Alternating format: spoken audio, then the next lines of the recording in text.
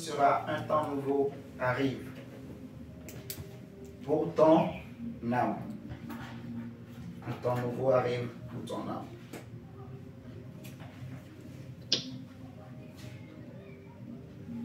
Dans Ecclésiaste chapitre 3, versets 1 à 8,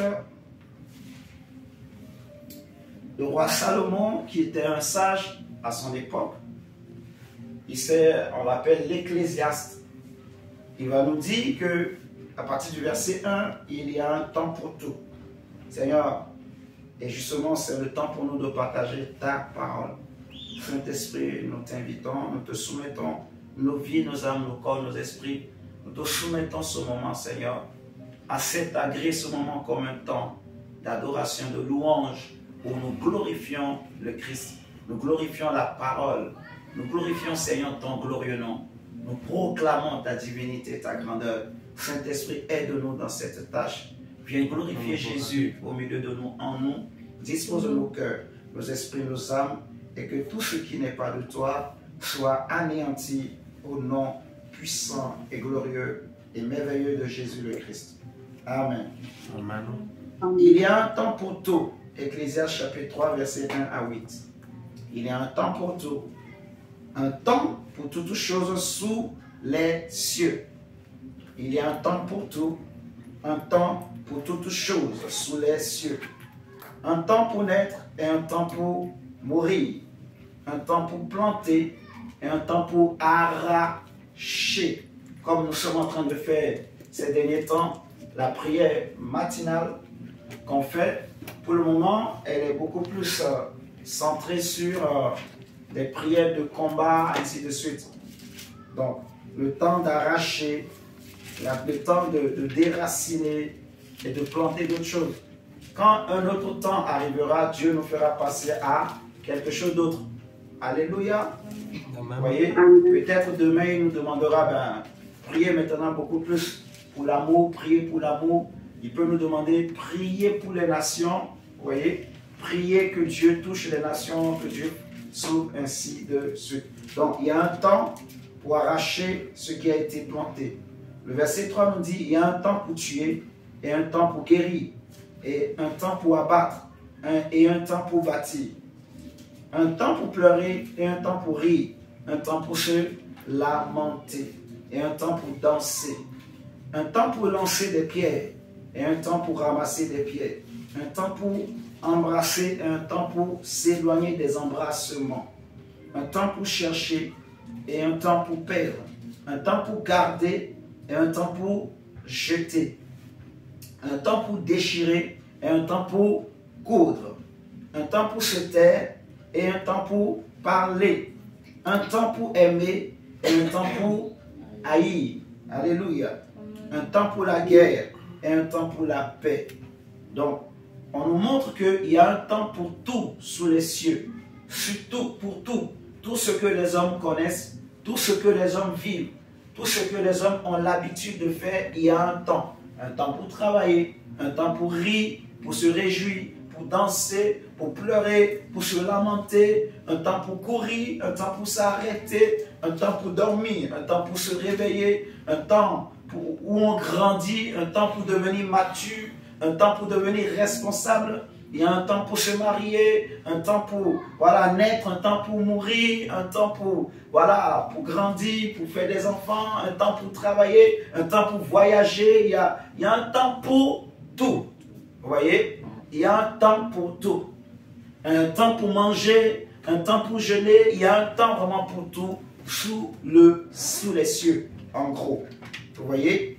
Et le thème, c'est un temps nouveau arrive pour ton âme.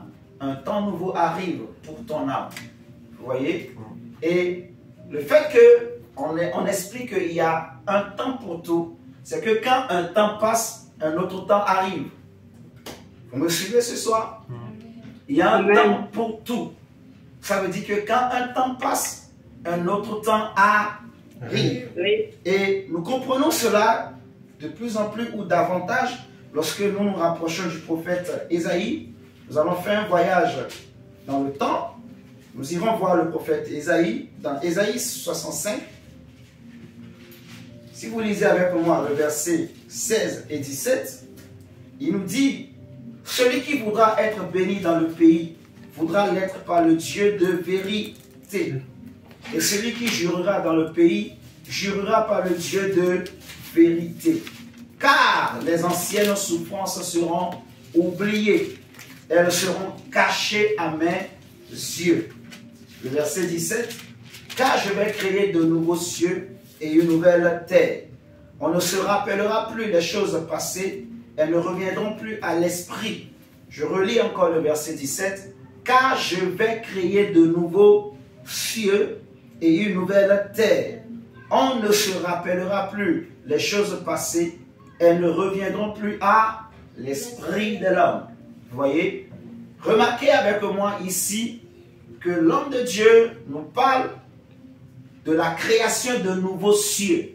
Et on a vu dans Ecclésiaste que sous les cieux, il y a un temps pour tout. Donc, qui dit nouveaux cieux, dit aussi nouveau temps. Est-ce que nous sommes en train de nous comprenons jusque-là? Sous les cieux que vous et moi on connaît, il y a un temps pour tout. Il y a un temps pour gagner, un temps pour perdre, un temps pour arracher, un temps pour détruire. Il y a un temps pour beaucoup de choses. Sous les cieux que vous connaissez, vous et moi. Mais Dieu nous promet au travers du prophète Ésaïe, en son temps Dieu lui a dit que sache Ésaïe que je vais créer de nouveaux cieux. Vous voyez? Et il précise, parce qu'il y aura de nouveaux cieux, eh bien, on ne se rappellera plus les choses passées. Elles ne reviendront plus à l'esprit de l'homme. Vous voyez? Parce qu'elles appartiennent à un autre ciel ou à d'autres cieux. Donc, on va compléter encore toujours avec le prophète Ésaïe. On prend Ésaïe 43.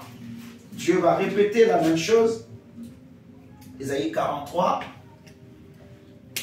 le verset 18 et 19. Ésaïe 43, verset 18 et 19. Dieu dit, ici, on nous apporte encore plus de précision. Dans Ésaïe 65, on nous dit que les choses passées ne reviendront plus à l'esprit. On n'en parlera plus. Mais ici, on nous donne des détails. Dans Ésaïe 43, 18 et 19, on dit, ne pensez plus aux événements passés. Retenez bien le mot événement passé. Parce que dans Ésaïe 65, quand on nous dit que les choses passées ne reviendront plus à l'esprit, en fait, on veut parler des événements que l'homme a connus sous d'autres cieux. Oh Dieu! Dieu va nous faire du bien par sa grâce. Ne pensez plus aux événements passés et ne considérez plus ce qui est ancien. Voici, je vais faire une chose nouvelle sur le point d'arriver. Ne la connaîtrez-vous pas? Je mettrai un chemin dans le désert et des fleuves dans la solitude. Sous les nouveaux cieux que Dieu promet de créer, il dit clairement que je vais mettre un chemin dans le désert. Dans le désert, il n'y a pas de chemin.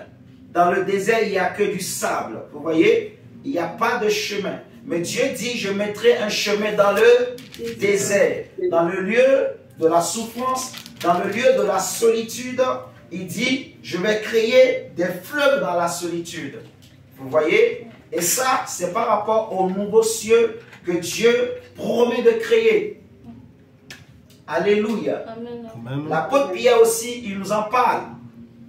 C'est très important vraiment qu'on lise tous ces textes pour bien comprendre. Et on va introduire le thème comme ça. Si vous prenez avec moi 2 Pierre chapitre 3. 2 Pierre 3, le verset 13. Seigneur, merci pour ta grâce. L'apôtre Pierre dit, regardez ce qu'il dit. Il nous dit, mais nous attendons. C'est qui les nous?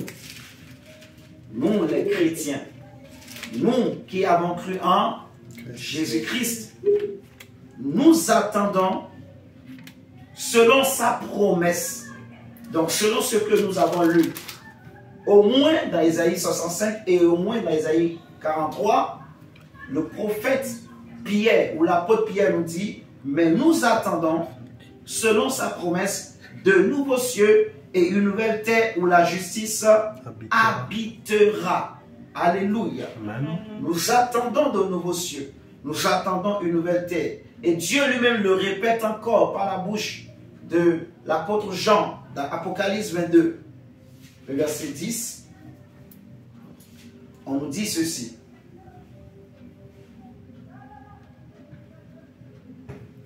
Apocalypse 22, le verset 10. Et il me dit, ne scelle point les paroles de la prophétie de ce livre, car le temps est proche.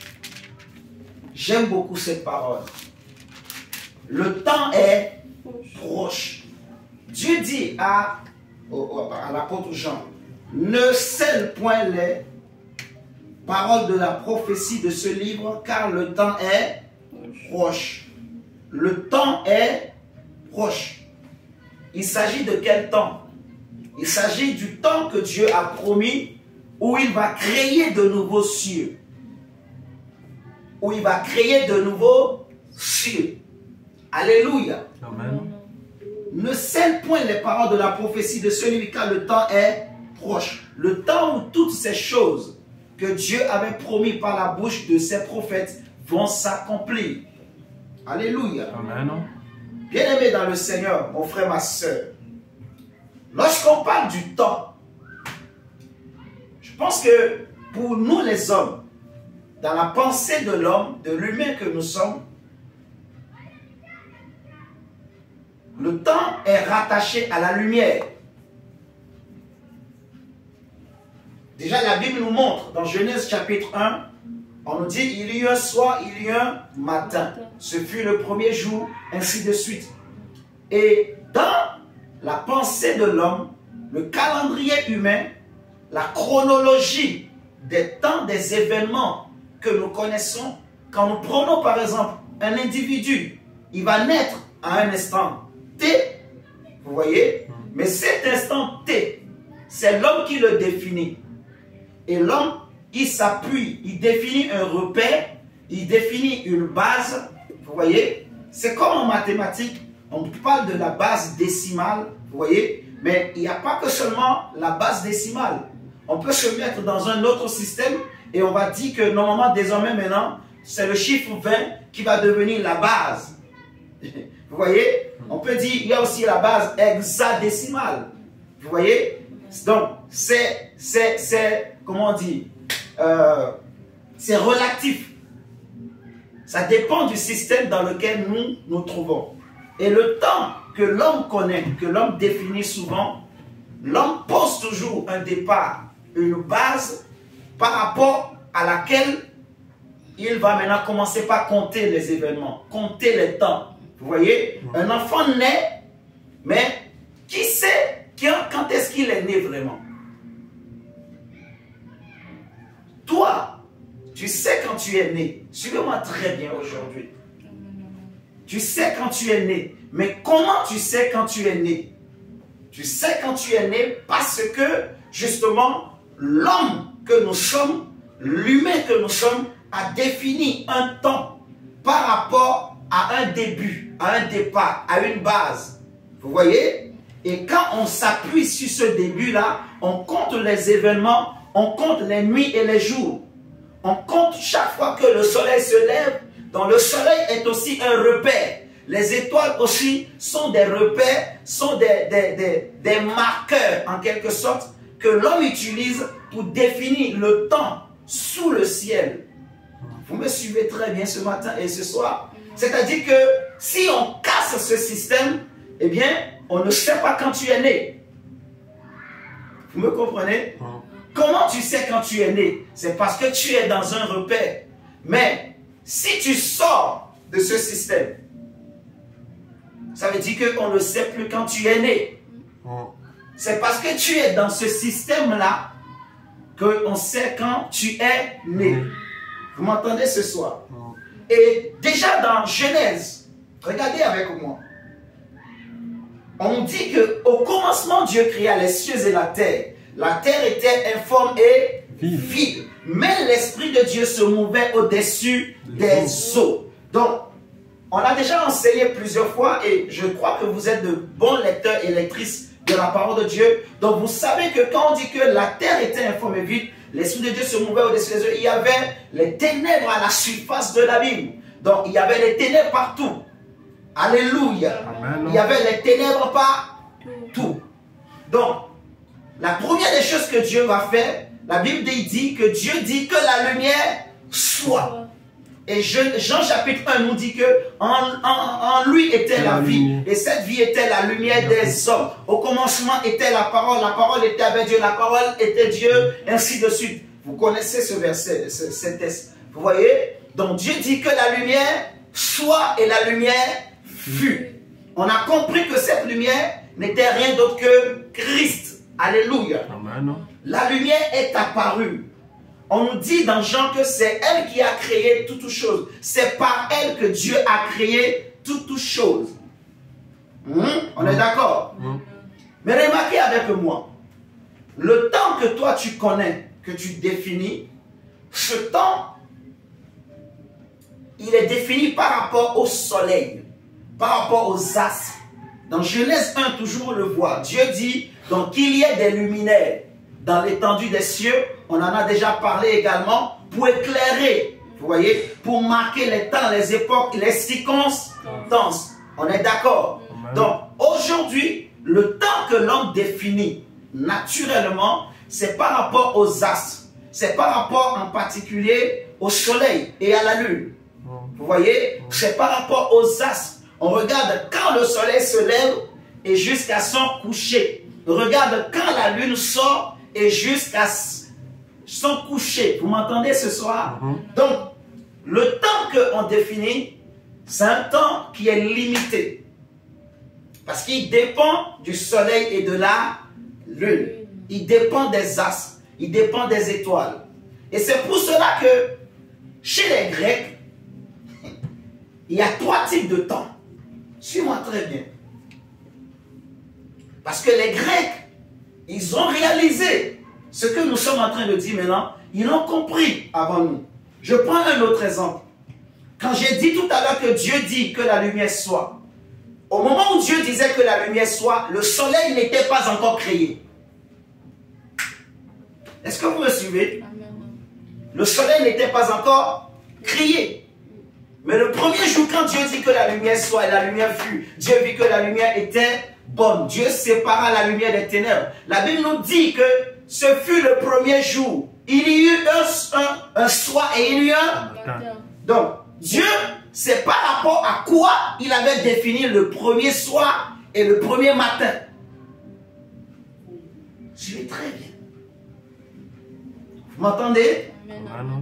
En ce jour-là, en ce temps-là, le soleil n'existait pas encore.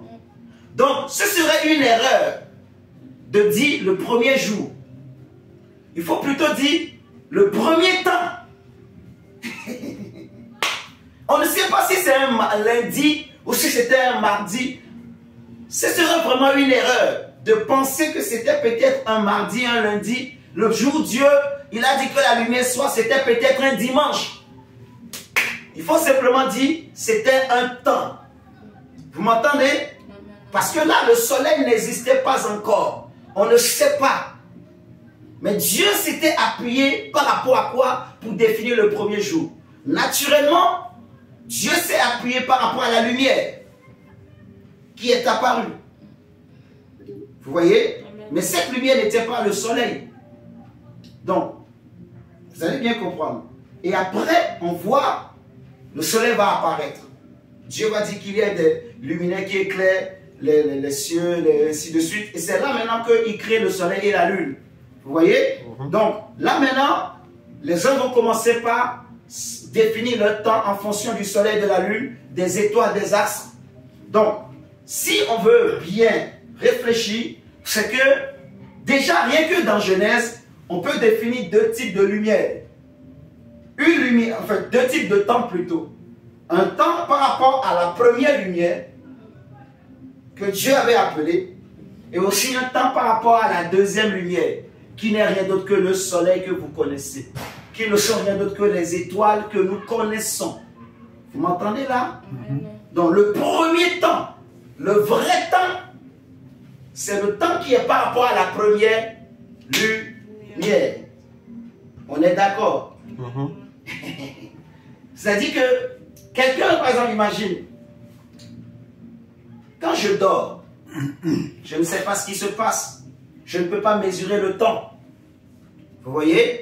Je n'ai pas d'avenir quand je dors. Je ne peux pas faire des projets. Je ne pourrais pas dire que demain, j'irai faire des courses. Je ne peux pas cueillir un fruit. Je ne peux pas manger. Je dors. On est d'accord? Alléluia. Amen. Mais si je me réveille, si je me lève, si le souffle entre en moi et je me mets debout, alors, puisque je suis un être vivant, je vais commencer par avoir des projets. Je dirais, si Dieu le permet, j'irai à tel endroit. Je dirais aujourd'hui, j'aimerais manger du couscous, par exemple. Ou j'aimerais manger de la semoule. Vous voyez? Et comme je n'ai pas la semoule à la maison, je vais aller faire les courses. Je vais dire, est-ce que le magasin est ouvert? Vous voyez? Donc, je commence par préparer, prévoir des événements. Parce que je suis debout. Mais ce qui me permet aussi de faire des programmes comme ça, regardez, j'ai dit, est-ce que le magasin est ouvert? Parce que je sais que si la nuit vient, le magasin risque d'être fermé. Donc, je regarde le soleil. Je regarde le jour. Vous voyez? Donc, quand Dieu avait créé l'homme, l'homme était créé dans deux temps. Il y avait un temps en fonction de la première lumière qui n'a rien à voir avec aussi le deuxième temps qui est en fonction de la deuxième lumière. C'est-à-dire, il y a des événements qu'on peut calculer, on peut compter en fonction de la première lumière. Il y a aussi des circonstances qu'on peut compter en fonction de la deuxième lumière. Alléluia. Amen. Chez les Grecs, parce que c'était un peuple qui aimait beaucoup la sagesse, ils ont défini 3 types de temps. Et ça va nous aider. Le premier type de temps, ils appellent ça chronos. J'aimerais que tu le notes. Tu vas bien comprendre. Avec toutes les explications que j'ai données. Le premier type de temps que les Grecs connaissent. Et c'est ce temps que la plupart des hommes utilisent. Quand les hommes parlent du temps, c'est la plupart de ceux... En fait, c'est de ce temps-là que la plupart des hommes parlent. C'est seulement les hommes spirituels qui parlent des autres types de temps. Le premier type de temps, la première mesure de temps, parce que l'homme mesure le temps en réalité. Donc, la première mesure ou le premier type de temps s'appelle chronos. Ça s'écrit C-H-R-O-N-O-S. Chronos. Et ça signifie simplement la mesure quantitative du temps. Une mesure quantitative du temps. Le chronos est une mesure quantitative du temps. Le chronos, c'est la mesure quantitative du temps. Et il dépend de ce que je vois. Il dépend du soleil. Il dépend des astres. Il dépend des étoiles. Il dépend du soleil, des astres, des étoiles. C'est pour ça que l'homme, on peut dire le premier jour, on peut dire plutôt une date, vous voyez, la date, le jour, l'année, le siècle, les calendriers, tout ça c'est le temps chronos. Le calendrier que tu connais, que l'homme a créé, que nous utilisons. Dans le calendrier, nous écrivons jour, mois, année, lundi, mardi, vous voyez, mercredi, jeudi, vendredi. On dit tiers, seconde, minute, heure, ainsi de suite. Toutes ces définitions-là, c'est le temps chronos. Vous avez compris? C'est qu'on peut mesurer le temps de façon quantitative. On peut dire par exemple, pour quitter ta maison, pour aller au travail, il te faut 1 heure.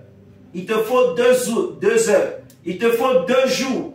Vous voyez, tu peux mesurer de façon quantitative le temps. Ce temps-là, le temps chronos. Le temps chronos. C'est-à-dire, par exemple, le jour où un homme physique, je répète, le jour où l'homme physique naît, tu connais par rapport au temps chronos, et quand il va mourir, tu peux calculer aussi sa durée de vie physique sur la terre. Vous m'entendez ce soir? Donc, le premier temps que les Grecs définissent, c'est le temps chronos, qui est une mesure quantitative du temps. Et c'est en rapport avec les dates, les jours, les années, les siècles, les minutes, les secondes, les tiers, les calendriers qu'on connaît, calendrier grec, romain, toutes ces choses-là, c'est le temps chronos. Vous voyez? Si vous avez bien compris l'explication que j'ai donnée par rapport aux 2 lumières, ça veut dire que le temps chronos dépend des étoiles. On est d'accord? Le temps chronos dépend du soleil, dépend de la lumière du soleil, en fait. Dépend des étoiles. Et c'est ça, si vous lisez Genèse 1, verset 14 à 18, vous allez voir, quand Dieu va dire qu'il y ait des luminaires, il va instaurer justement le temps chronos. Vous voyez? Regardez, par exemple, dans Matthieu 2, le verset 7, on voit l'utilisation du temps chronos. C'est biblique. Matthieu chapitre 2, le verset 7. On dit le roi Hérode, il va parler. Matthieu chapitre 2, le verset 7 par exemple. Lorsque l'enfant Jésus était né et les mages étaient venus à Jérusalem pour le voir, ils ont dit, où est le roi des Juifs qui vient de naître? Donc, ils ont dit, nous avons vu quoi? Son étoile. Ça veut dire que son étoile est rentrée dans le système du temps chronos. Parce que j'ai pris un exemple tout à l'heure. J'ai dit que, qui est-ce qui sait quand tu es né? Ma soeur, mon frère, qui connaît quand tu es né? Tu me diras que je suis né le 1er avril 1950 ou 1960 ou en 2010 ou en 2009. Ok. Mais qui t'a dit que c'est ta vraie date de naissance? C'est parce que tu es dans le système solaire que tu sais que ça c'est ta date de naissance. Mais si tu sors du système solaire, est-ce que tu auras la même date de naissance? Vous voyez ce que je suis en train de dire? C'est parce que tu es dans le système solaire, tu es rentré dans le système qui est régi par les astres, le soleil, la lune, les étoiles, que on a défini un début, on a défini un départ, on a défini une base. J'ai pris l'exemple, par exemple, de la base décimale ou la base hexadécimale qui existe en mathématiques. Vous voyez? Un chiffre, même il y a une base binaire qu'on utilise en informatique. Les chiffres 0 et 1. Je peux te convertir 100 en chiffre 0 et 1. Je peux te représenter ton année de naissance en 0 et 1. Tu vois? Quand tu tapes sur ton ordinateur 1950, il t'affiche 1950 sur ton écran. Mais avant de t'afficher 1950, l'homme a réfléchi. Parce que l'ordinateur, lui, il ne connaît pas ton langage à toi. Lui, ce qu'il connaît, c'est 1 et 0. 1 et 0, 1 et 0. 1 et 0, c'est même un bon exemple. C'est 1 et 0 qu'il connaît. Tu vois? Donc, heureusement que l'homme, il sait comment passer de la base décimale à la base binaire. Tu vois? L'homme sait. L'homme sait 10 dans le système binaire. Ça veut dire quoi? Dans le système... Non, 10 dans le système décimal, ça veut dire quoi dans le système binaire? L'homme le sait. Donc c'est ce qui fait que quand tu tapes une année, tu tapes un chiffre, tu tapes une lettre, tu tapes n'importe quoi, l'ordinateur, lui, il y a un algorithme derrière, un algorithme qui traduit ce que tu tapes en des chiffres 0, 1, 1.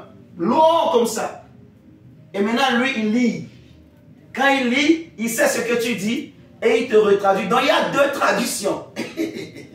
Donc, c'est comme si tu quittes ton monde, tu rentres dans son monde et tu ressors là-bas. Oh my God, ça c'est profond. Amen.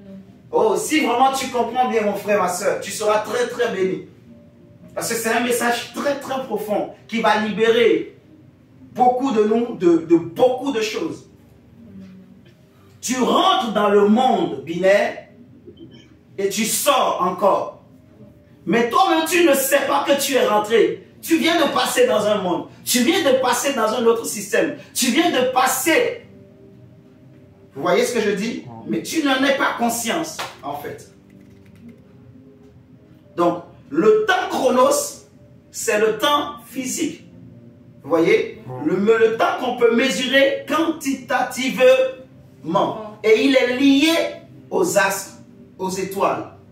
Et lorsque l'enfant Jésus était né, les mages ont dit, nous avons vu son étoile. Nous avons vu son étoile où? À l'Orient. Donc, si vous avez compris ce que j'ai dit dans Genèse, j'ai dit que l'homme, quand Dieu a créé l'homme, l'homme, il était créé en fonction de deux temps. D'abord, la première lumière qui a existé, ce n'était pas le soleil. On est d'accord?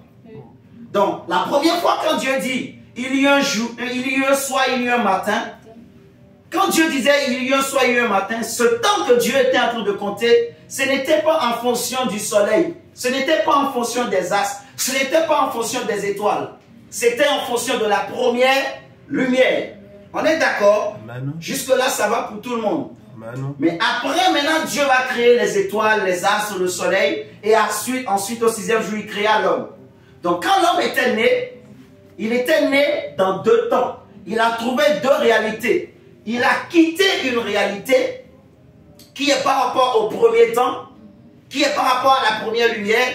Et il est rentré dans le système du deuxième temps, dans le système de la deuxième lumière. Vous êtes en train de me comprendre? Donc, imaginez Adam quand il vivait, comme on a vu avec l'ordinateur, Adam, quand il n'avait pas péché, il pouvait quitter un système et rentrer dans un autre. Vous m'entendez là? Est-ce que c'est compliqué ou bien ça va? Non, ça va. Ça va. Quand Adam était né, il y avait les deux systèmes. Il y avait le premier système par rapport à la première lumière, que je peux aussi appeler le vrai temps. Vous voyez? Parce que celui-là, il n'a pas été créé. Alléluia. C'est Dieu lui-même, ce temps. On est d'accord? Maintenant, le soleil est arrivé. Et l'homme, quand il est né, il a vu aussi le système solaire. Donc, quand on parle du système solaire, on parle des astres, des planètes, des étoiles, toutes ces choses de l'univers. On parle de tout ça là, en fait. Donc, l'homme est né, il a trouvé ça. Et c'est là que l'astrologie est née. Les hommes ont commencé par étudier les astres. Ils ont compris que quand il y a beaucoup de nuages, la pluie tombe. Donc, on a commencé par chercher à s'organiser en fonction de toutes ces choses que Dieu a créées dans les cieux. Vous voyez, l'homme a commencé par s'organiser en fonction du soleil, en fonction de la lune, en fonction des nuages, en fonction des astres, en fait, des mouvements des astres. L'homme a commencé par s'organiser sur la terre en fonction de ça. Vous voyez? Donc, Adam,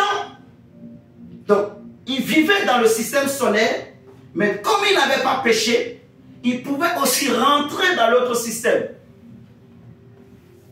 Vous voyez?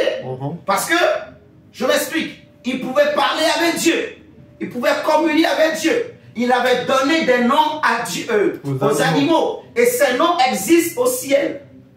Parce qu'on a dit tout à l'heure, il y a un temps pour toutes choses, sous les cieux.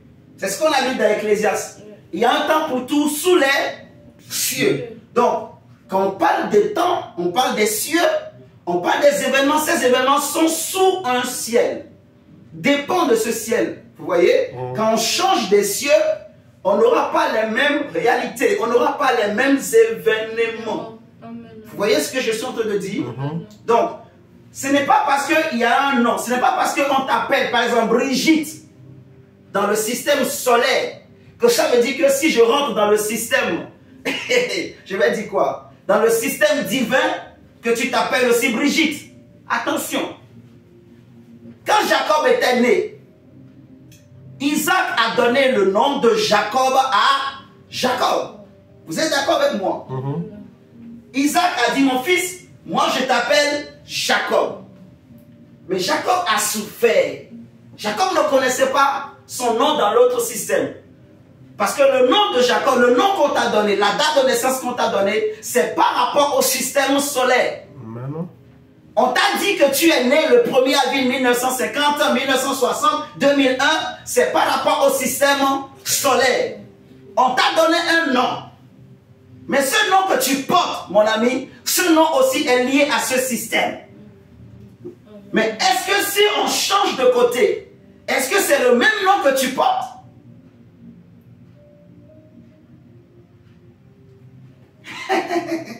Je ne sais pas si vous êtes en train de comprendre très bien. C'est vraiment profond. Si je change, si on change de système, c'est comme l'ordinateur et toi. Quand tu tapes 1950. Quand tu rentres dans l'ordinateur, est-ce que tu vois 1950? Non. Ce n'est pas 1950. Alléluia. Donc, c'est pour ça que quand Jacob était né, le nom que son père lui a donné était Jacob. C'est-à-dire celui qui supplante. Vous voyez, le voleur en quelque sorte, en fait. Le supplanteur. Jacob a souffert, galéré, jusqu'au jour où il va rencontrer l'ange. Il va rencontrer un homme, il va se battre avec cet homme jusqu'au matin. Et c'est alors, quand l'ange voulait partir, il va lui dire, je ne te laisserai pas partir sans que tu ne m'aies béni. Regardez, l'ange lui a dit, quel est ton nom? Les hommes t'ont donné dans le système solaire le nom de Jacob. Mais quel est le nom que Dieu t'a donné? Comment Dieu t'appelle? C'est là où je vais lui dire, ton nom ne sera plus Jacob, ton nom sera Israël. Et si vous regardez dans la Bible, le mot Israël, ça existe au ciel. Jacob, c'est sur la terre. Vous m'entendez? Mais Israël existe au ciel. Le temps chronos, c'est le temps physique. Jésus est né. Les mages ont dit, on a vu une étoile qui est rentrée dans le système solaire. Une étoile qui s'est approchée de nous. En fait, on a vu une lumière. Mais cette lumière n'était pas comme les lumières qu'on a l'habitude de voir. Parce que c'était des astrologues. Vous voyez, les mages étaient des hommes et des femmes qui avaient l'habitude d'étudier les astres.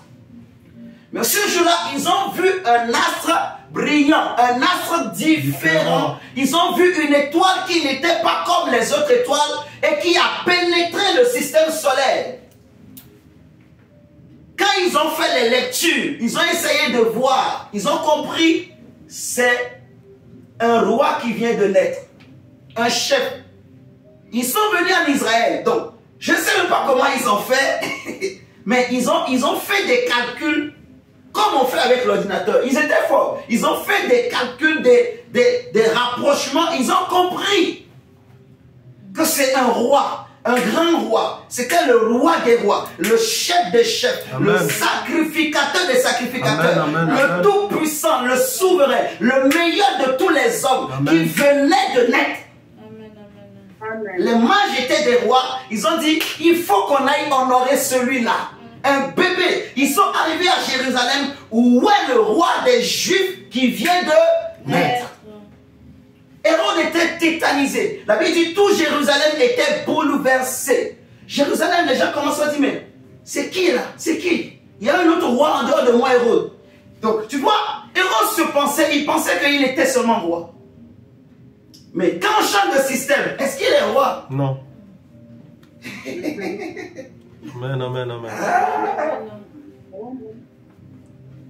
Lui, il se disait qu'en dehors de moi, en Israël, il n'y a pas un autre roi.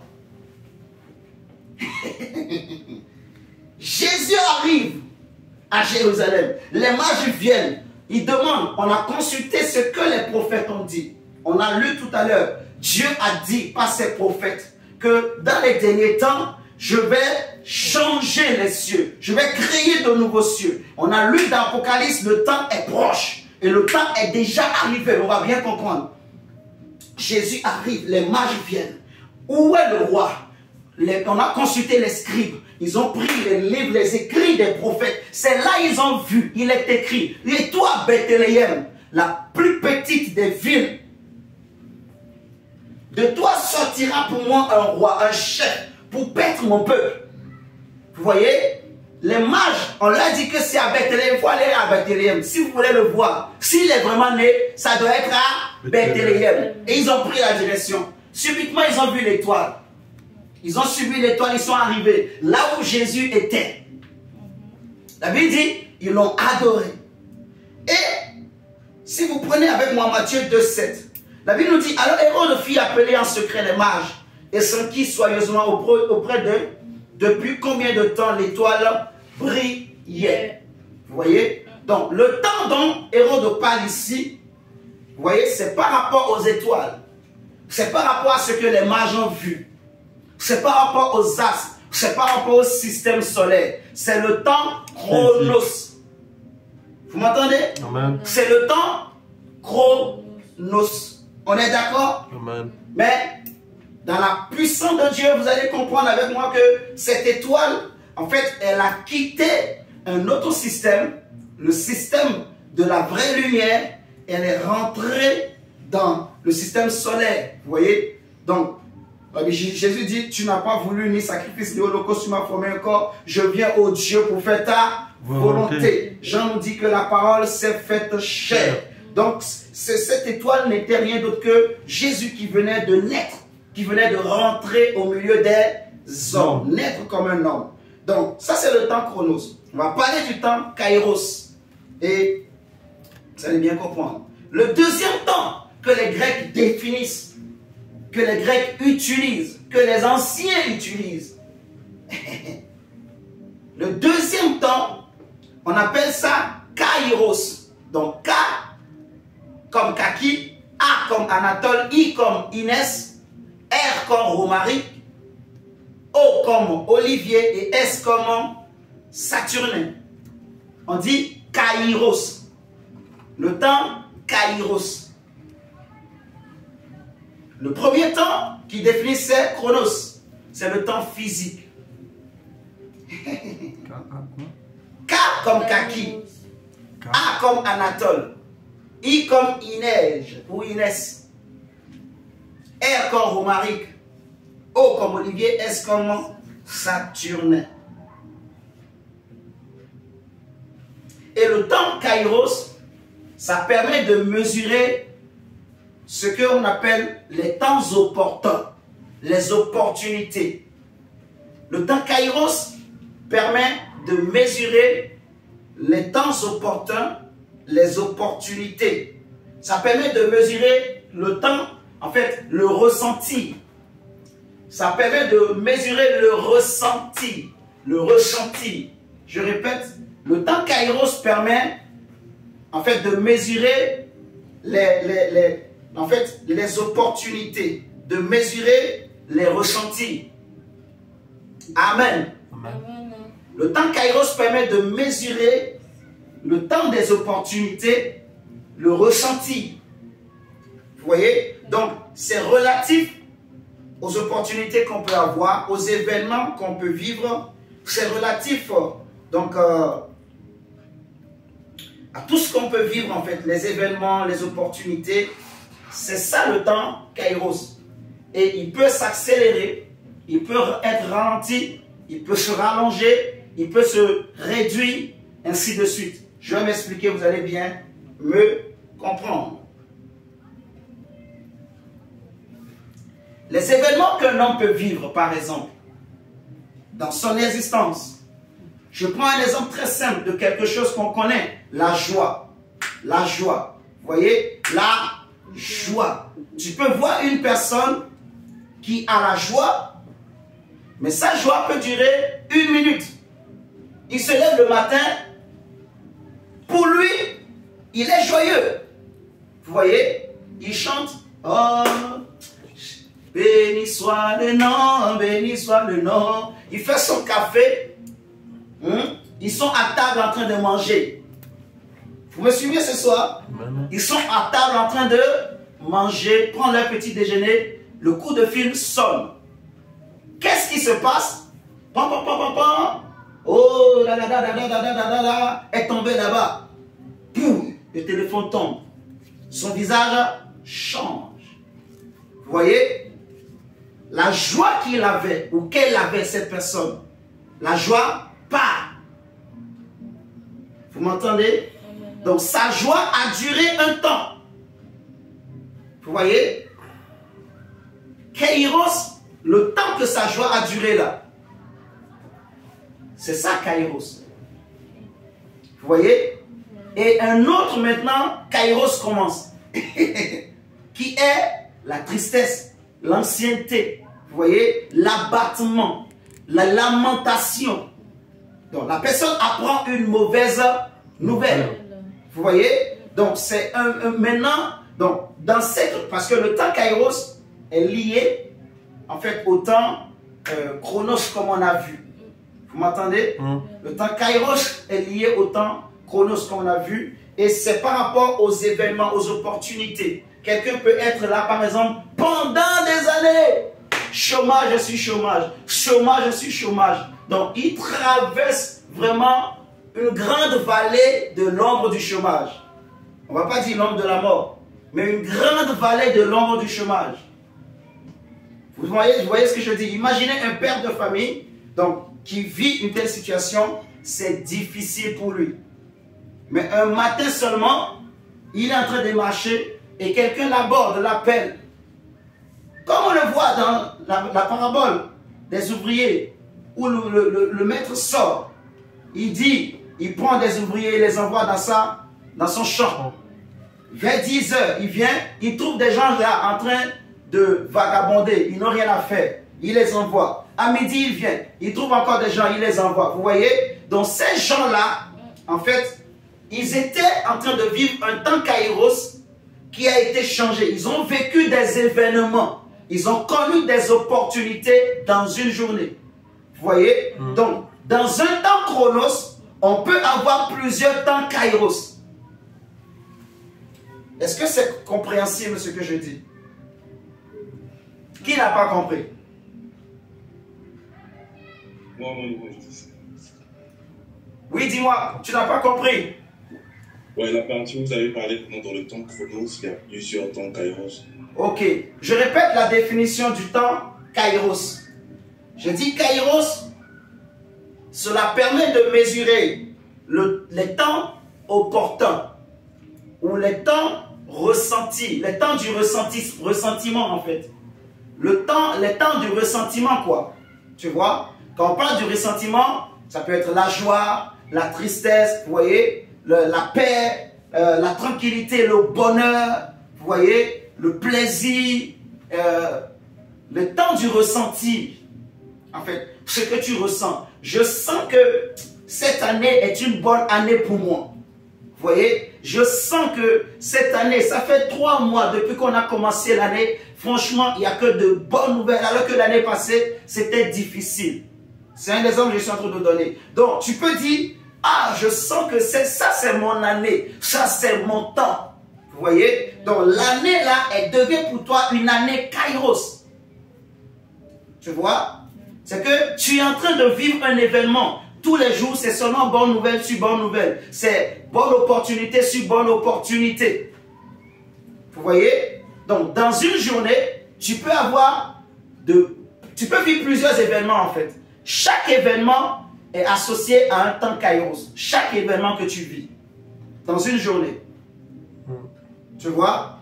Et dans chaque événement que tu vis, il y aura des sentiments. L'événement peut être joyeux, comme l'événement peut être triste que tu vis dans une journée. Tu peux connaître la joie, tu peux connaître la tristesse, tu peux gagner des affaires, comme tu peux aussi perdre. Vous voyez? Imagine par exemple, Rudel, mon frère, tu es un homme d'affaires, tu as un gros marché, vous étiez nombreux sur justement l'affaire. à répondre à l'appel d'offres. Et puis, dans la journée, vers 11 h, on t'appelle ou on vous invite tous au ministère du transport du Bénin. Je t'amène au Bénin là-bas. Et puis, le ministre vient, ou je vais dire, le secrétaire du ministre, il sort, communiqué du ministre, on a choisi la société Rudel Ross, par exemple. C'est la société Rudel Ross qui a gagné justement le marché. Pour toi, commence un nouveau temps. Parce que tu as tellement désiré. Vous voyez, tu as déposé, tu as répondu à l'appel d'offres, tu t'es battu, tu as cherché des connaissances, tu as peut-être fait des dons aux amis du ministre pour qu'ils parlent bien de toi au ministre. Tu as tout fait vraiment pour que ton dossier monte jusqu'au ministre, pour qu'il voie que non, il peut travailler avec toi. Donc, quand on t'annonce la bonne nouvelle, c'est la joie. Tu vois, c'est la joie pour ta société. C'est un temps qui commence.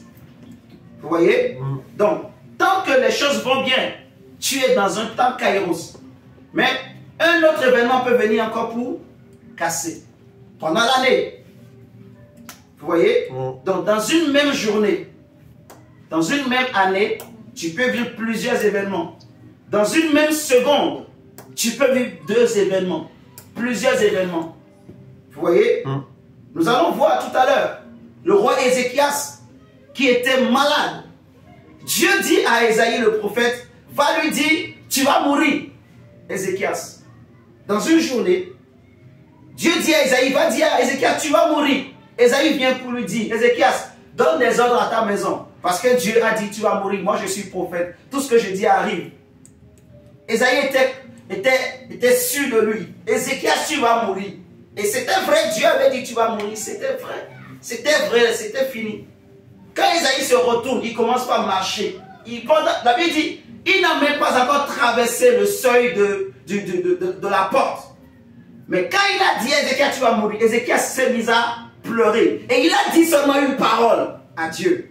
Oh Dieu, oh Éternel, souviens-toi que j'ai marché droit devant toi. À cause de cette parole, le même Dieu qui avait dit à Ésaïe, va lui dire tu vas mourir, le même Dieu lui dit, avant même qu'il ne sorte, retourne, va dire à mon serviteur Ézéchias, j'ai entendu ta prière, donc je te guérirai. Vous voyez? Donc, il y avait un événement de tristesse, la mort qui l'attendait. Il savait qu'il va mourir. Il va mourir. Il savait que la mort est là. Mais il a prié à Dieu. Dieu a changé l'événement. Vous voyez? Dieu a changé. Et nous allons bien comprendre les choses. Donc, j'explique les temps comme ça pour que vous compreniez d'abord et après, on va bondir. Est-ce que tu comprends mieux, mon frère Rudel? Oui, là, ça va. Là, ça va. Oui. Donc, par exemple, pour toi, cette année, c'est une année où tu as eu beaucoup de kairos. Tu as compris? Oui. Voilà. C'est une bonne année pour toi. Tu vois? Oui. Comment il s'appelle? Dacia. Lui aussi, il a eu des kairos l'année passée. Il a eu son visa. Il est venu en Europe. Cette année, il a eu des kairos. Il a travaillé, il a gagné 1500 €. Il était joyeux. Il avait la joie. Si tu regardes, quand il regardait son salaire, 1500 €. Il rigolait, les lèvres vraiment bien grands. Est-ce que j'ai menti? Non. Il était très joyeux, très content. La joie, il était fier. Quand il marchait maintenant, il marche avec assurance. Parce qu'il sait que j'ai l'argent. Alléluia. Donc, c'est le temps Kairos. Et ce qu'il faut retenir, c'est que dans un temps Chronos, on peut avoir plusieurs événements. Des bons événements comme des mauvais événements. De bonnes opportunités comme de mauvaises opportunités. Amen. Amen. On peut éprouver de bons sentiments comme aussi de mauvais sentiments. Ok. Si vous prenez, comme je disais avec moi par exemple, prenons 2 Corinthiens chapitre 6, par exemple, pour définir le temps Kairos. Le terme, je rappelle, c'est un temps nouveau arrive pour ton âme. 2 Corinthiens 6, le verset 1 et 2, le Seigneur nous dit, par l'apôtre Paul, c'est quoi ce qui est marqué sur l'écran là? Sans main, impossible de détecter votre haut-parleur. C'est juste l'annuler et puis ça va partir. Non, clique sur... Là, Là, vous nous entendez? Oui. les enfants. Ok, d'accord, donc là c'est bon alors. Regardez avec moi 2 Corinthiens 6, verset 1 à 2. Le Seigneur dit, puisque nous travaillons avec Dieu, nous vous exhortons à ne pas recevoir la grâce de Dieu en vain. Car il dit, au temps favorable, vous voyez, je t'ai exaucé. Donc le temps favorable, c'est le temps des bonnes opportunités. Vous voyez, le temps où Dieu est favorable à nous. Il dit, au temps favorable, je t'ai exaucé. Au jour du salut, je t'ai secouru. Voici maintenant le temps favorable. Voici maintenant le jour du salut. Alléluia. Amen. Voici le temps favorable. Voici le jour du salut. On va compléter ça avec Actes des Apôtres. Chapitre 14.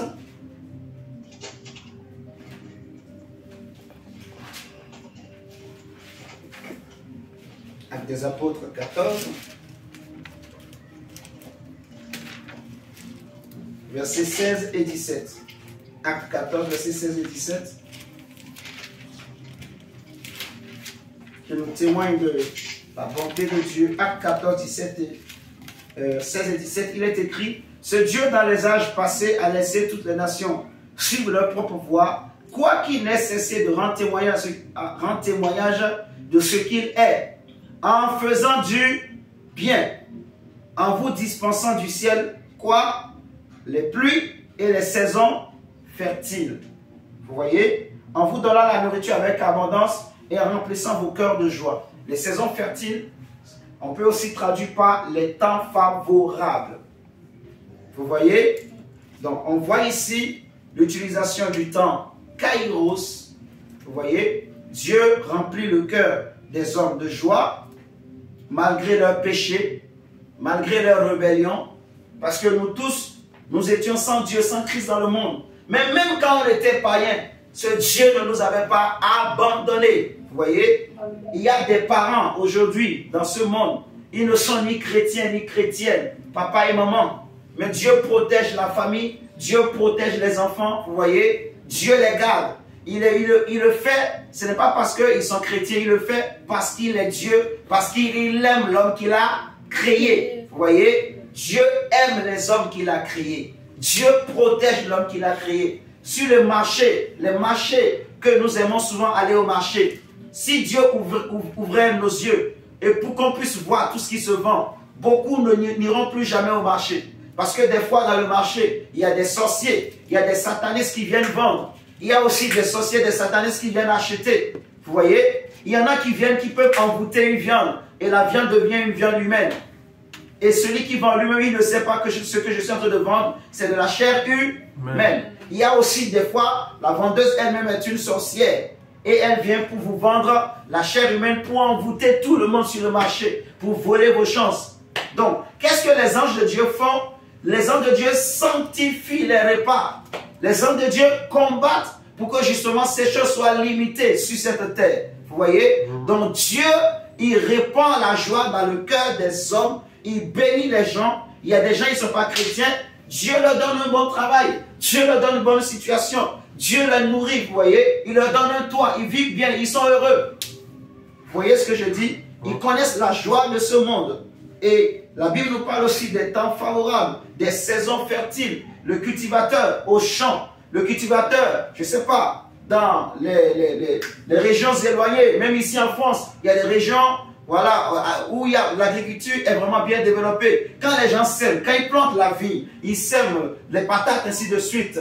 Ils attendent la pluie. Ils espèrent que la pluie va tomber. Ils comptent sur la pluie. Vous voyez? Non. Mais si Dieu ferme son ciel et que la pluie ne tombe plus, tous ces cultivateurs vont commencer par crier. Oh, on a perdu nos récoltes. Oh, on a perdu. Regardez ce qui se passe, rien qu'en France.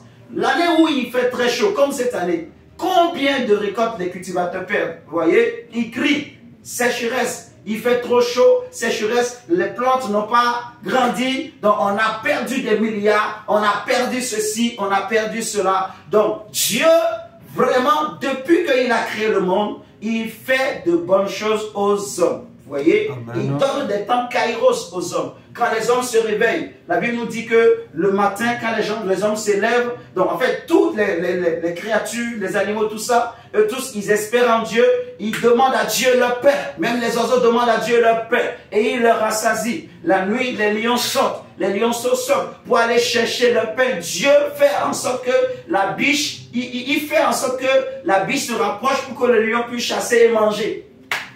Vous voyez? Donc Dieu nourrit, il nourrit tout. Il nourrit les animaux, il nourrit les hommes, il nourrit tout. Il fait du bien à sa création, à ses créatures. Vous voyez? Donc un lion, il naît, la nature sait qu'il va grandir, il faut qu'il mange. Ensuite, il faut qu'il cherche une femme pour faire des enfants, machin. Vous voyez?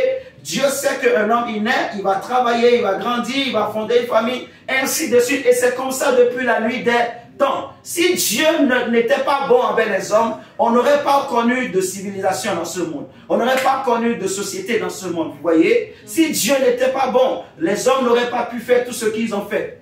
C'est parce que Dieu est bon, il donne l'intelligence, il donne la pluie, il donne les saisons fertiles, il fait pousser ce que l'homme sème. Vous voyez?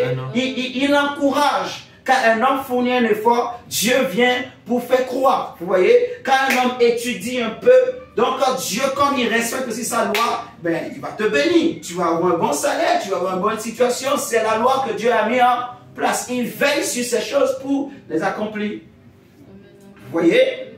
Donc, maintenant on va parler.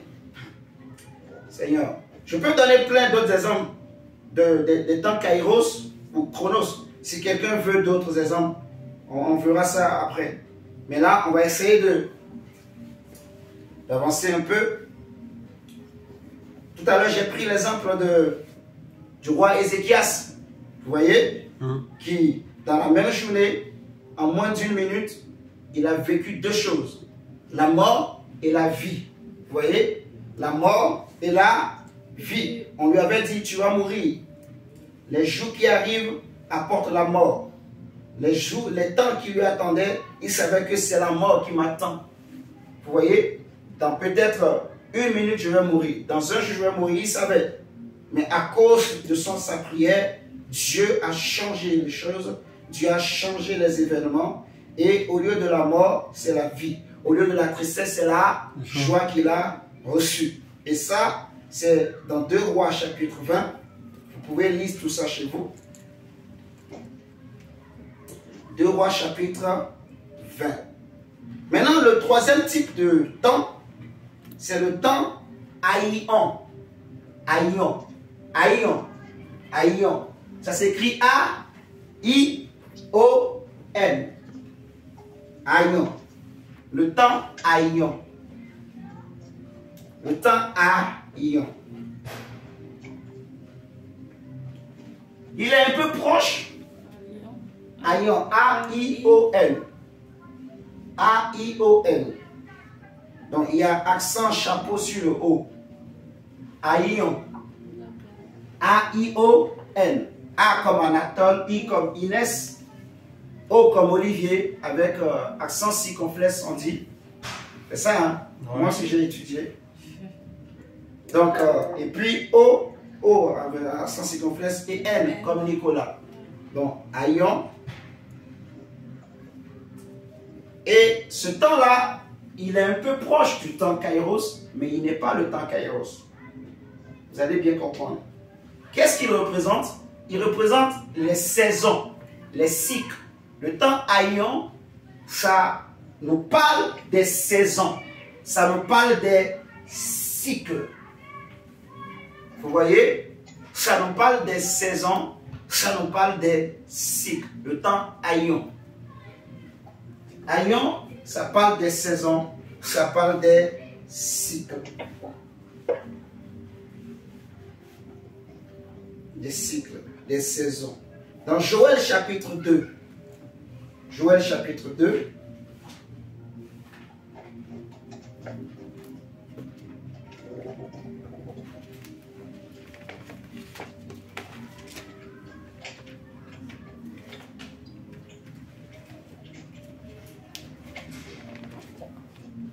Joël chapitre 2, le verset 23 nous dit ceci.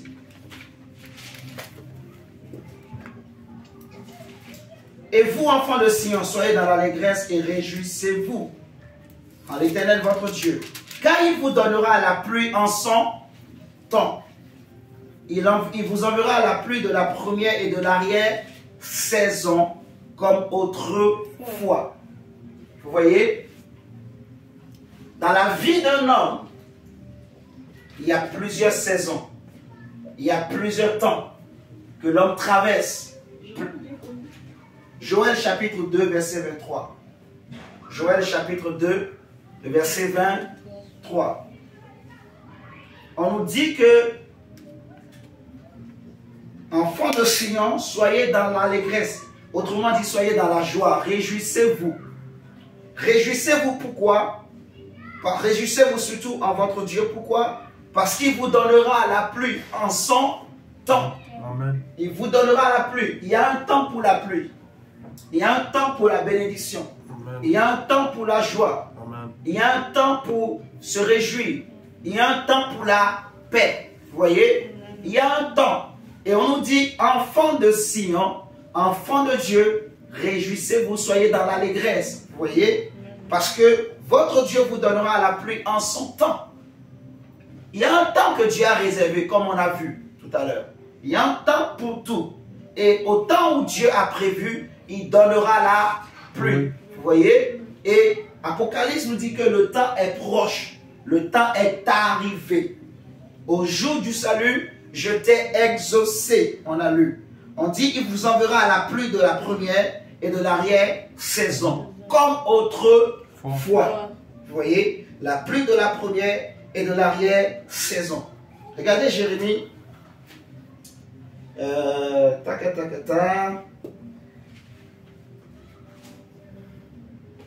Allez.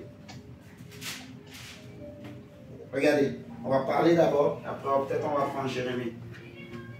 Mais j'aimerais attirer notre attention sur une chose. Dans le parcours de l'homme, il y a plusieurs saisons, en fait.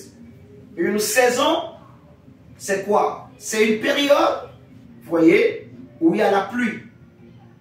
Vous voyez? C'est une période qui est caractérisée par quelque chose. Il y a la saison pluvieuse, par exemple en Afrique, il y a la saison des pluies. Vous voyez? Il y a la saison sèche également, qu'on dit. La saison sèche, où il n'y a pas de pluie. Vous voyez ce que je suis en train de dire? Oui. Donc, quand il y a la pluie, on dit la saison pluvieuse, la saison des pluies. Quand il n'y a pas la pluie, on dit la saison sèche. Donc, la saison, c'est un temps, vous voyez, qui est caractérisé par quelque chose. Ça arrive aussi parfois, dans certaines époques, dans certains pays, dans certaines régions, qu'une saison pluvieuse dure plus longtemps que ce qui est habituel. Parfois, elle était prévue pour durer 3 mois. Vous m'entendez? Mais des fois, ça peut faire 4 mois, 5 mois, 6 mois. C'est comme ce qu'on est en train de vivre aujourd'hui en Europe. Vous voyez? La chaleur qu'on connaît aujourd'hui pendant l'été, ce n'est pas ce que les gens avaient l'habitude de vivre dans le passé.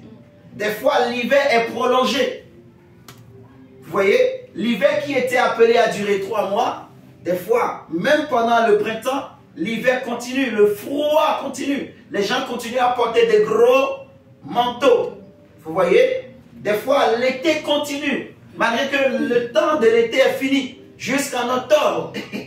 L'été continue. Jusqu'à, après octobre, on dit quoi? Septembre et novembre. Vous voyez? Donc, ça arrive en fait, comme j'ai dit, en parlant du temps Kairos, j'ai dit que le temps Kairos caractérise les événements, les opportunités. Et c'est un temps qui peut se rallonger, qui peut s'accélérer, qui peut aussi se ralentir. Vous m'entendez? Et j'ai dit que Kairos est aussi lié au temps Aïon. Donc aux saisons, au cycle. Vous voyez? Mais ça ne dépend pas du soleil. Ça ne dépend pas du soleil. C'est ça, en fait. Donc, quand l'homme était né, pour bien résumer, Dieu a créé l'homme. Il a créé deux temps. Il y a le temps physique qui est en fonction des astres, des étoiles, que tu peux quantifier. On peut dire, toi, tu as 50 ans. On peut dire, toi, tu as 20 ans. On peut dire, toi, tu n'as que 10 ans. Vous voyez? Mais si dans le temps de Dieu, Dieu décide que tu peux avoir 10 ans, mais tu vas vivre ce que les grands vivent. Il peut te donner une sagesse de quelqu'un qui a 20 ans, qui a 40 ans, qui a 30 ans. Il peut te faire asseoir et manger à la table des grands. Vous m'entendez? Il y a des gens qui sont devenus rois très jeunes, à 10 ans, à 12 ans. Vous voyez? C'est Dieu qui a choisi. Cela ne vient pas de l'homme. Cela vient du temps de Dieu. Cela vient en fait de la première lumière. Vous voyez? Donc, l'homme, il naît dans un temps physique, mais les événements qu'il vit, vous voyez, ne dépendent pas de lui. Ça vient de l'autre temps. Ça vient de Dieu. Les saisons, les époques qu'on peut vivre. Vous voyez? Non, je pense que ce n'est pas trop clair. Je vais m'expliquer autrement. Ouais, parce que je pense que ce n'est pas trop clair. Dans le temps, système soleil, il y a des événements que tu peux vivre, il y a des choses qui peuvent t'arriver, ainsi de suite. Vous voyez? Il y a un temps pour tout dans ce monde, ainsi de suite. Mais dans l'autre temps aussi, dans le premier temps que j'ai dit, en parlant de la lumière qui était au commencement, il y a aussi des choses que Dieu peut te donner. Et même dans ce temps physique, il va te les envoyer. Vous voyez ce que je suis en train de dire? Vous voyez? Donc, je peux être dans le temps physique comme ça, je suis en train de souffrir. Qui peut venir changer cette situation? En fait, parce que dans le système solaire, on m'a déjà dit que c'est comme ça, moi, mon chemin. C'est comme ça, mon histoire. C'est comme ça, mon parcours. On connaît. On sait que les gens qui sont comme moi, là, les gens qui sont noirs, ils n'ont pas d'avenir, ils sont comme ça. Les gens qui viennent de cette famille-là, on sait que c'est comme ça. Ils doivent souffrir comme ça. Les gens qui vivent telle situation, on connaît la fin. Les gens qui traversent tel problème, on connaît la fin. Vous voyez? C'est comme ça que quelqu'un peut avoir le cancer. On sait que dans ce monde, quand quelqu'un a le cancer, qu'est-ce qu'il attend? C'est habituellement la mort. C'est comme ça que quelqu'un peut avoir le sida dans ce monde, dans le système solaire. Mais on sait que quand quelqu'un a le sida, c'est que le monde, le système solaire le condamne. Les cieux de ce monde le condamne à quoi? À la mort, comme Ézéchias. Vous voyez? Mais le Dieu qui a créé le premier temps, qui est le vrai temps, qui est la vraie lumière, parce que ta vraie identité, parce que ton vrai nom, parce que ta vraie bénédiction, en fait, c'est ce qui est caché de l'autre côté. Amen. Du voile. Que souvent les hommes ne voient pas, en fait. Les hommes peuvent t'appeler stérile, les hommes peuvent t'appeler tristesse, les hommes peuvent t'appeler, je ne sais pas moi, échec, les hommes peuvent t'appeler pauvreté. Mais Dieu ne t'appelle pas comme ça. Dieu ne te voit pas comme ça, vous voyez. Amen. Ce qu'il faut chercher à savoir, c'est comment Dieu t'appelle, c'est comment Dieu te voit. Amen, amen, amen. Je vais te donner un exemple, je vais te choquer un peu. Je vais te choquer, mon frère, ma soeur. Tu vois ton corps, regarde ton corps, touche ton corps. Touche ton corps, touche un peu ton corps. Dis mon corps est... Mon corps est... Mon corps est... Dis mon corps est... Je t'entends pas, dis-le.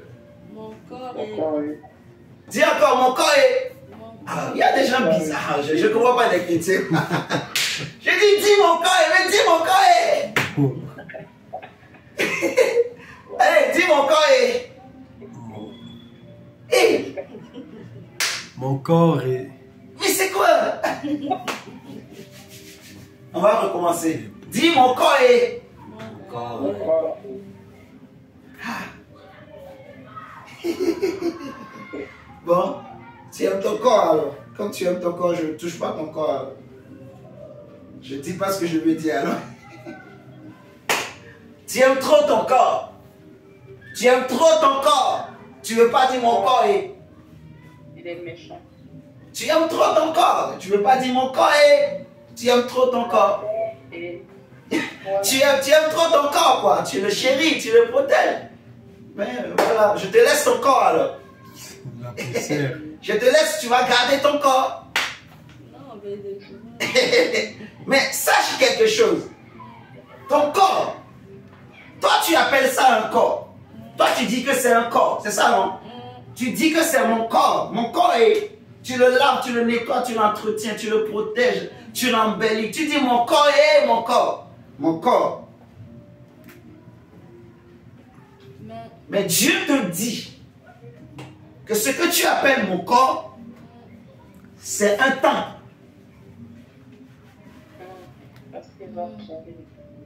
En fait, tu le répètes souvent, mais tu n'as aucune idée, tu ne réalises rien de tout ce que tu répètes souvent, nous les chrétiens. Toi, tu dis mon corps. Dans ce monde, sous le soleil, c'est ton corps. Ou bien, les gens qui sont dans ce monde, quand ils voient ce truc-là, que tu as habillé, ce truc que j'ai habillé, nous les hommes qui sommes dans ce système solaire, on appelle quoi? Corps. C'est le nom qu'on a donné à ce truc. Dans notre monde. Vous voyez ce que je dis? Tu as tapé 10. Mais quand ça rentre dans l'ordinateur, l'ordinateur, lui, il appelle autrement. Dans ce monde, dans le système solaire, toi, tu appelles ce que tu as habillé là, tu l'appelles corps. Mais dans le système divin, on appelle ça temple.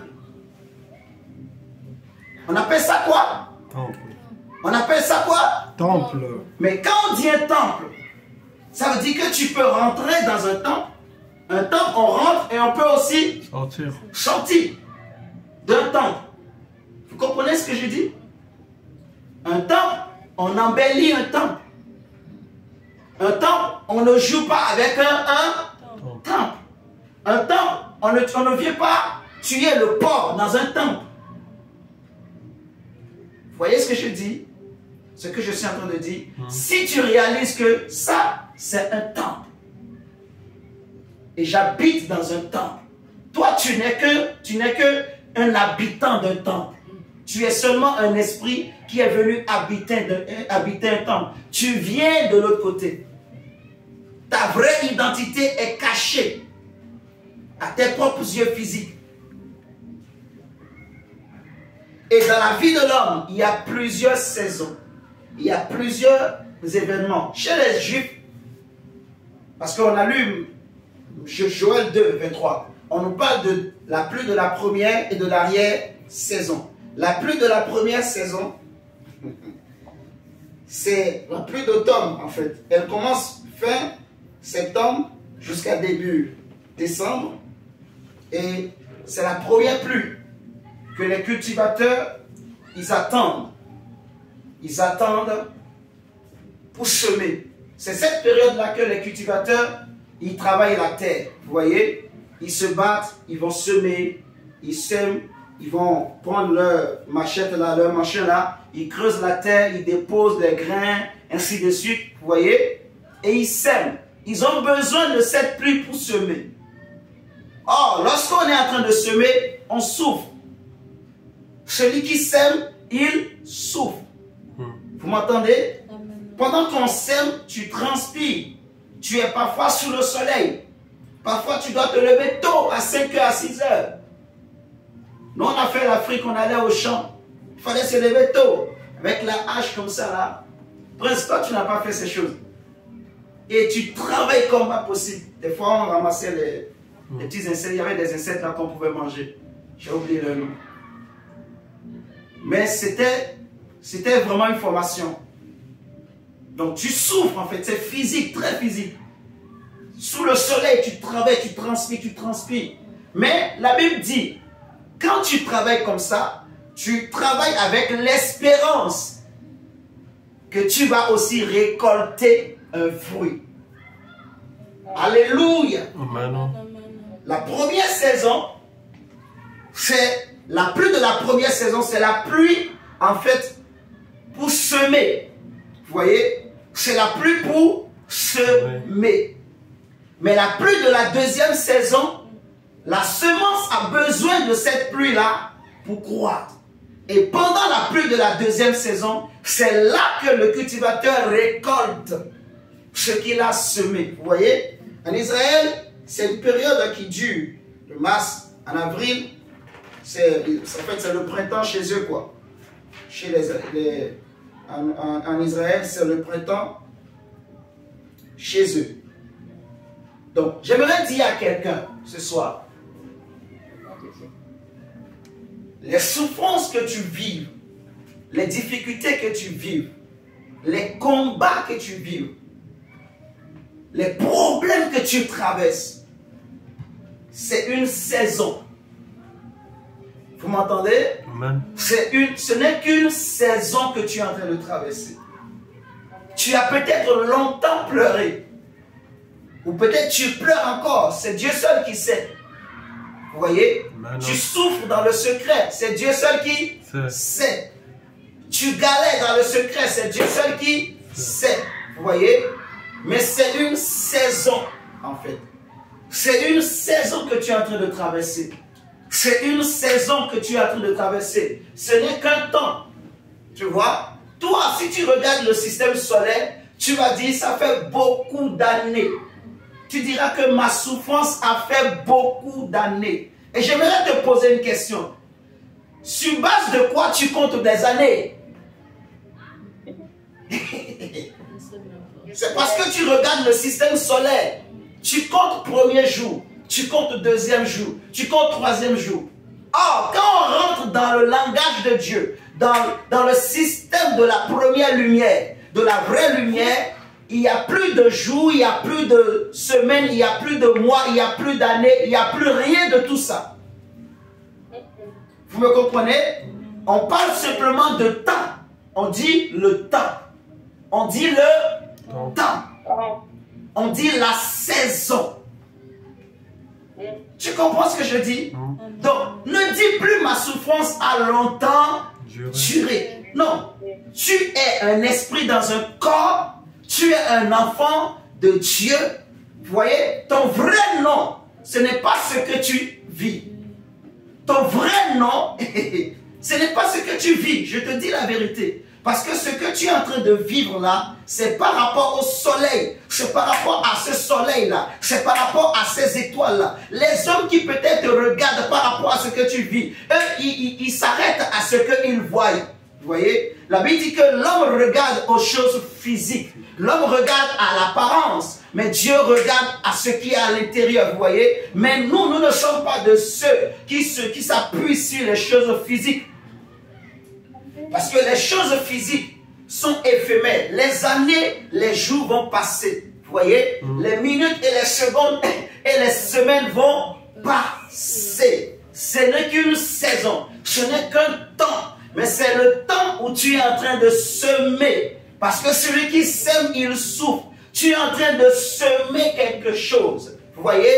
Tu es en train de semer pour ta vie. Tu es en train de semer pour récolter demain. Tu es en train de semer pour la gloire de Dieu. Amen. Tu es en train de semer pour que Dieu puisse être fier de toi demain. Tu es en train de semer pour que tes enfants puissent dire, nous sommes fiers de notre mère. Amen. Nous sommes fiers de notre père. Tu es en train de semer pour que ton mari puisse dire, je suis fier de ma femme. Que ta femme puisse dire, je suis fier de mon mari. C'est un homme courageux. C'est une femme courageuse. Malgré les problèmes, malgré les épreuves, malgré les difficultés, il ou elle n'a pas abandonné Jésus. Il ou elle n'a pas baissé les bras. Amen, amen, amen. Ce n'est qu'une saison, en fait. Ce n'est qu'une saison. Toi, tu vas dire peut-être ça a trop duré. Ça fait 15 ans. Ça fait 10 ans. Moi, je ne connais pas les années. Moi, je connais un temps. Je connais un temps. Je connais une saison. Tu vois? Et la saison, il y a deux saisons. Saison, la première saison et la deuxième saison. Vous m'entendez là? Quand je rentre de l'autre côté, je sors du temple. Je sors du temple et je vais de l'autre côté. On a dit que je peux, c'est un temple dont je peux sortir. Tant que je reste dans le temple, je ne vois que les choses qui sont devant moi. Je ne vois que les années qui passent. Je ne vois que les jours qui passent. Mais quand je sors du temple, je laisse le temple là, je sors. Je t'ai dit mon corps et tu n'as pas voulu dire mon corps. Parce que tu aimes tellement ton corps. Mais moi, je ne vois plus le corps. Moi, je vois un temple. Tu m'entends? Et comme c'est un temple, je prends soin parce que c'est le temple de Dieu. C'est le temple de l'Esprit de Dieu. Mon esprit et le Saint-Esprit sont unis et nous sommes devenus un seul esprit. Vous voyez? La Bible nous dit dans 1 Corinthiens 3, 1 Corinthiens 6 que celui qui s'attache au Seigneur devient avec lui un seul et même esprit. Donc mon esprit est là, le Saint-Esprit est venu en moi, mais parce que je marche tellement bien avec le Saint-Esprit, nous sommes devenus un seul et même esprit. Donc le Saint-Esprit et mon esprit sont un et habitent dans ce temple. Mon âme est dans ce temple, tu vois, et le Saint-Esprit vient pour restaurer mon âme. Il est en train de travailler mon âme. Il est en train de redonner la vie, la vigueur à mon âme. Il est en train d'apprendre de bonnes choses à mon âme. Amen. Quand je sors de ce temple, regardez le psaume 73.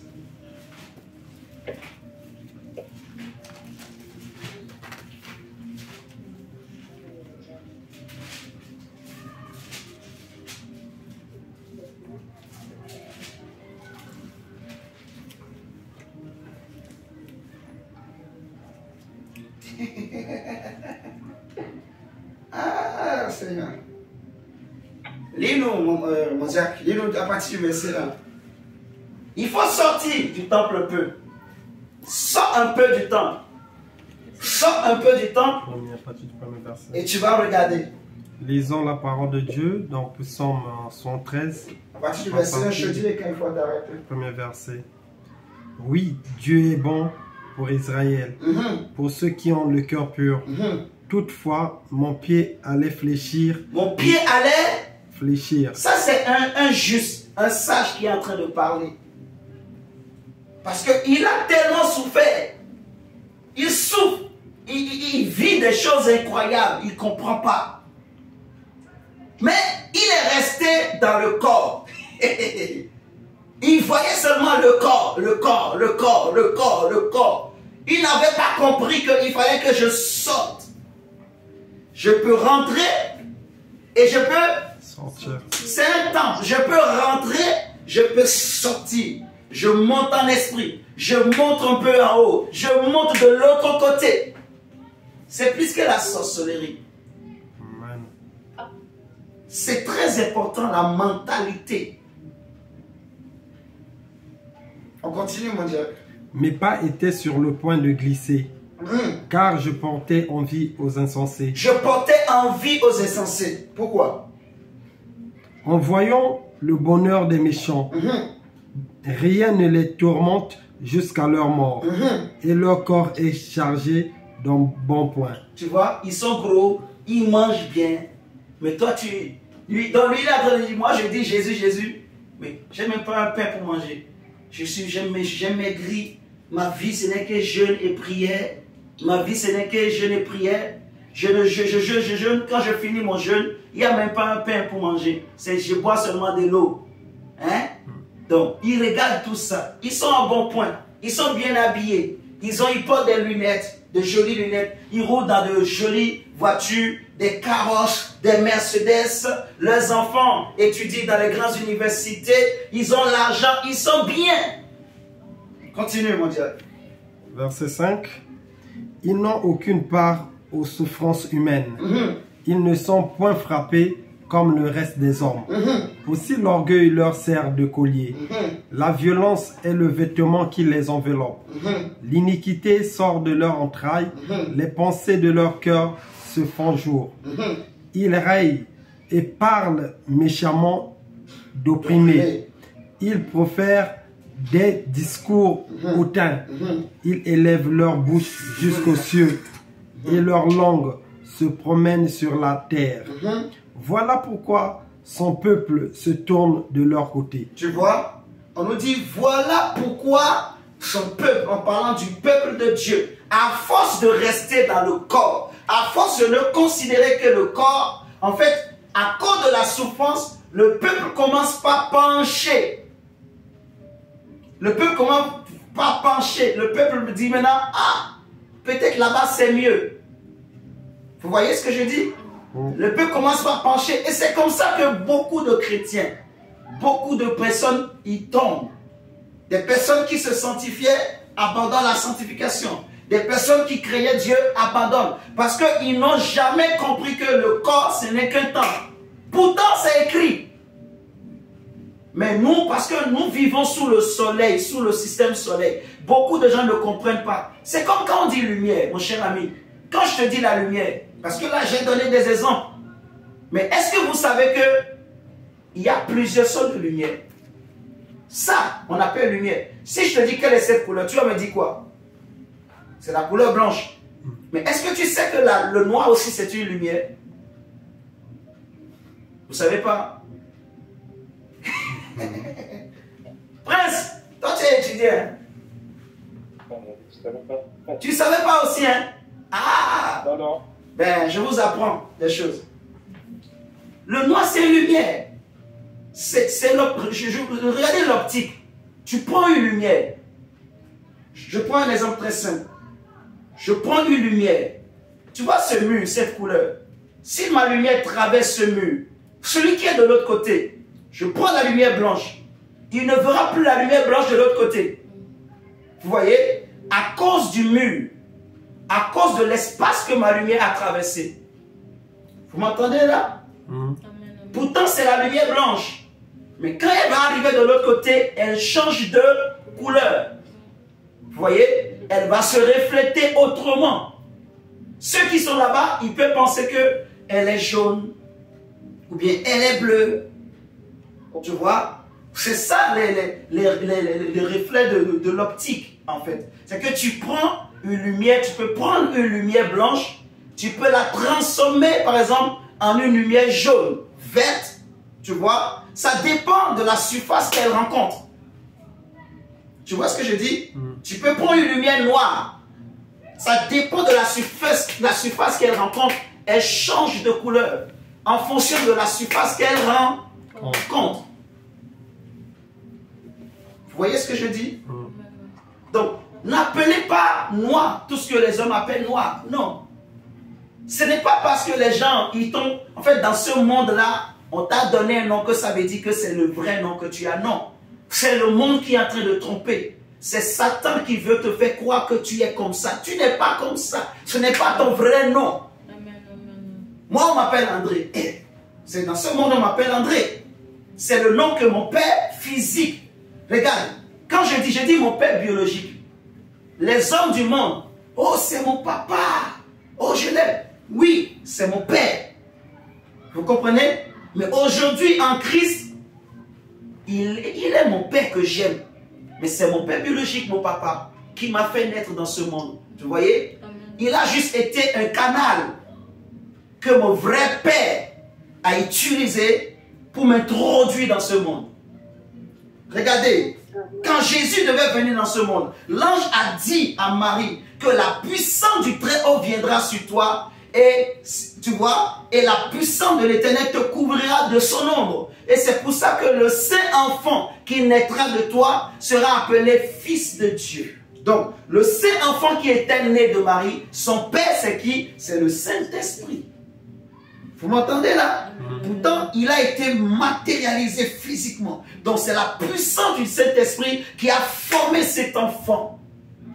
Vous voyez? Et nous sommes des filles. En fait, en tant qu'esprit dans un corps, nous sommes des fils et des filles de Dieu. En plus, par Jésus-Christ de Nazareth. C'est ce qui est écrit. Vous voyez? Tu es un esprit. Je suis un esprit dans un corps. Et je ne dois pas marcher en fonction du soleil. Autrement dit, je ne dois pas marcher en fonction de ce corps.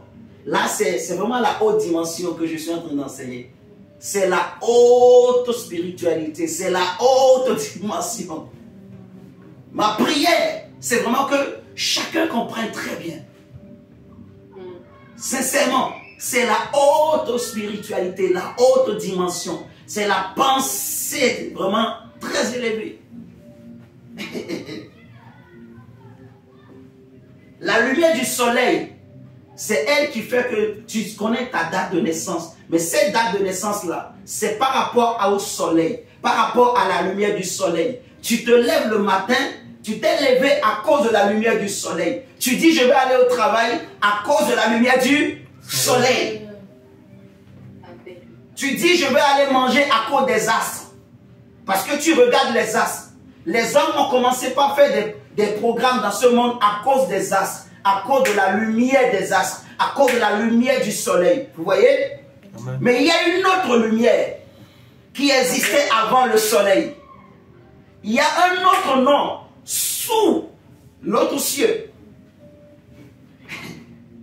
Il y a une autre réalité que tu as.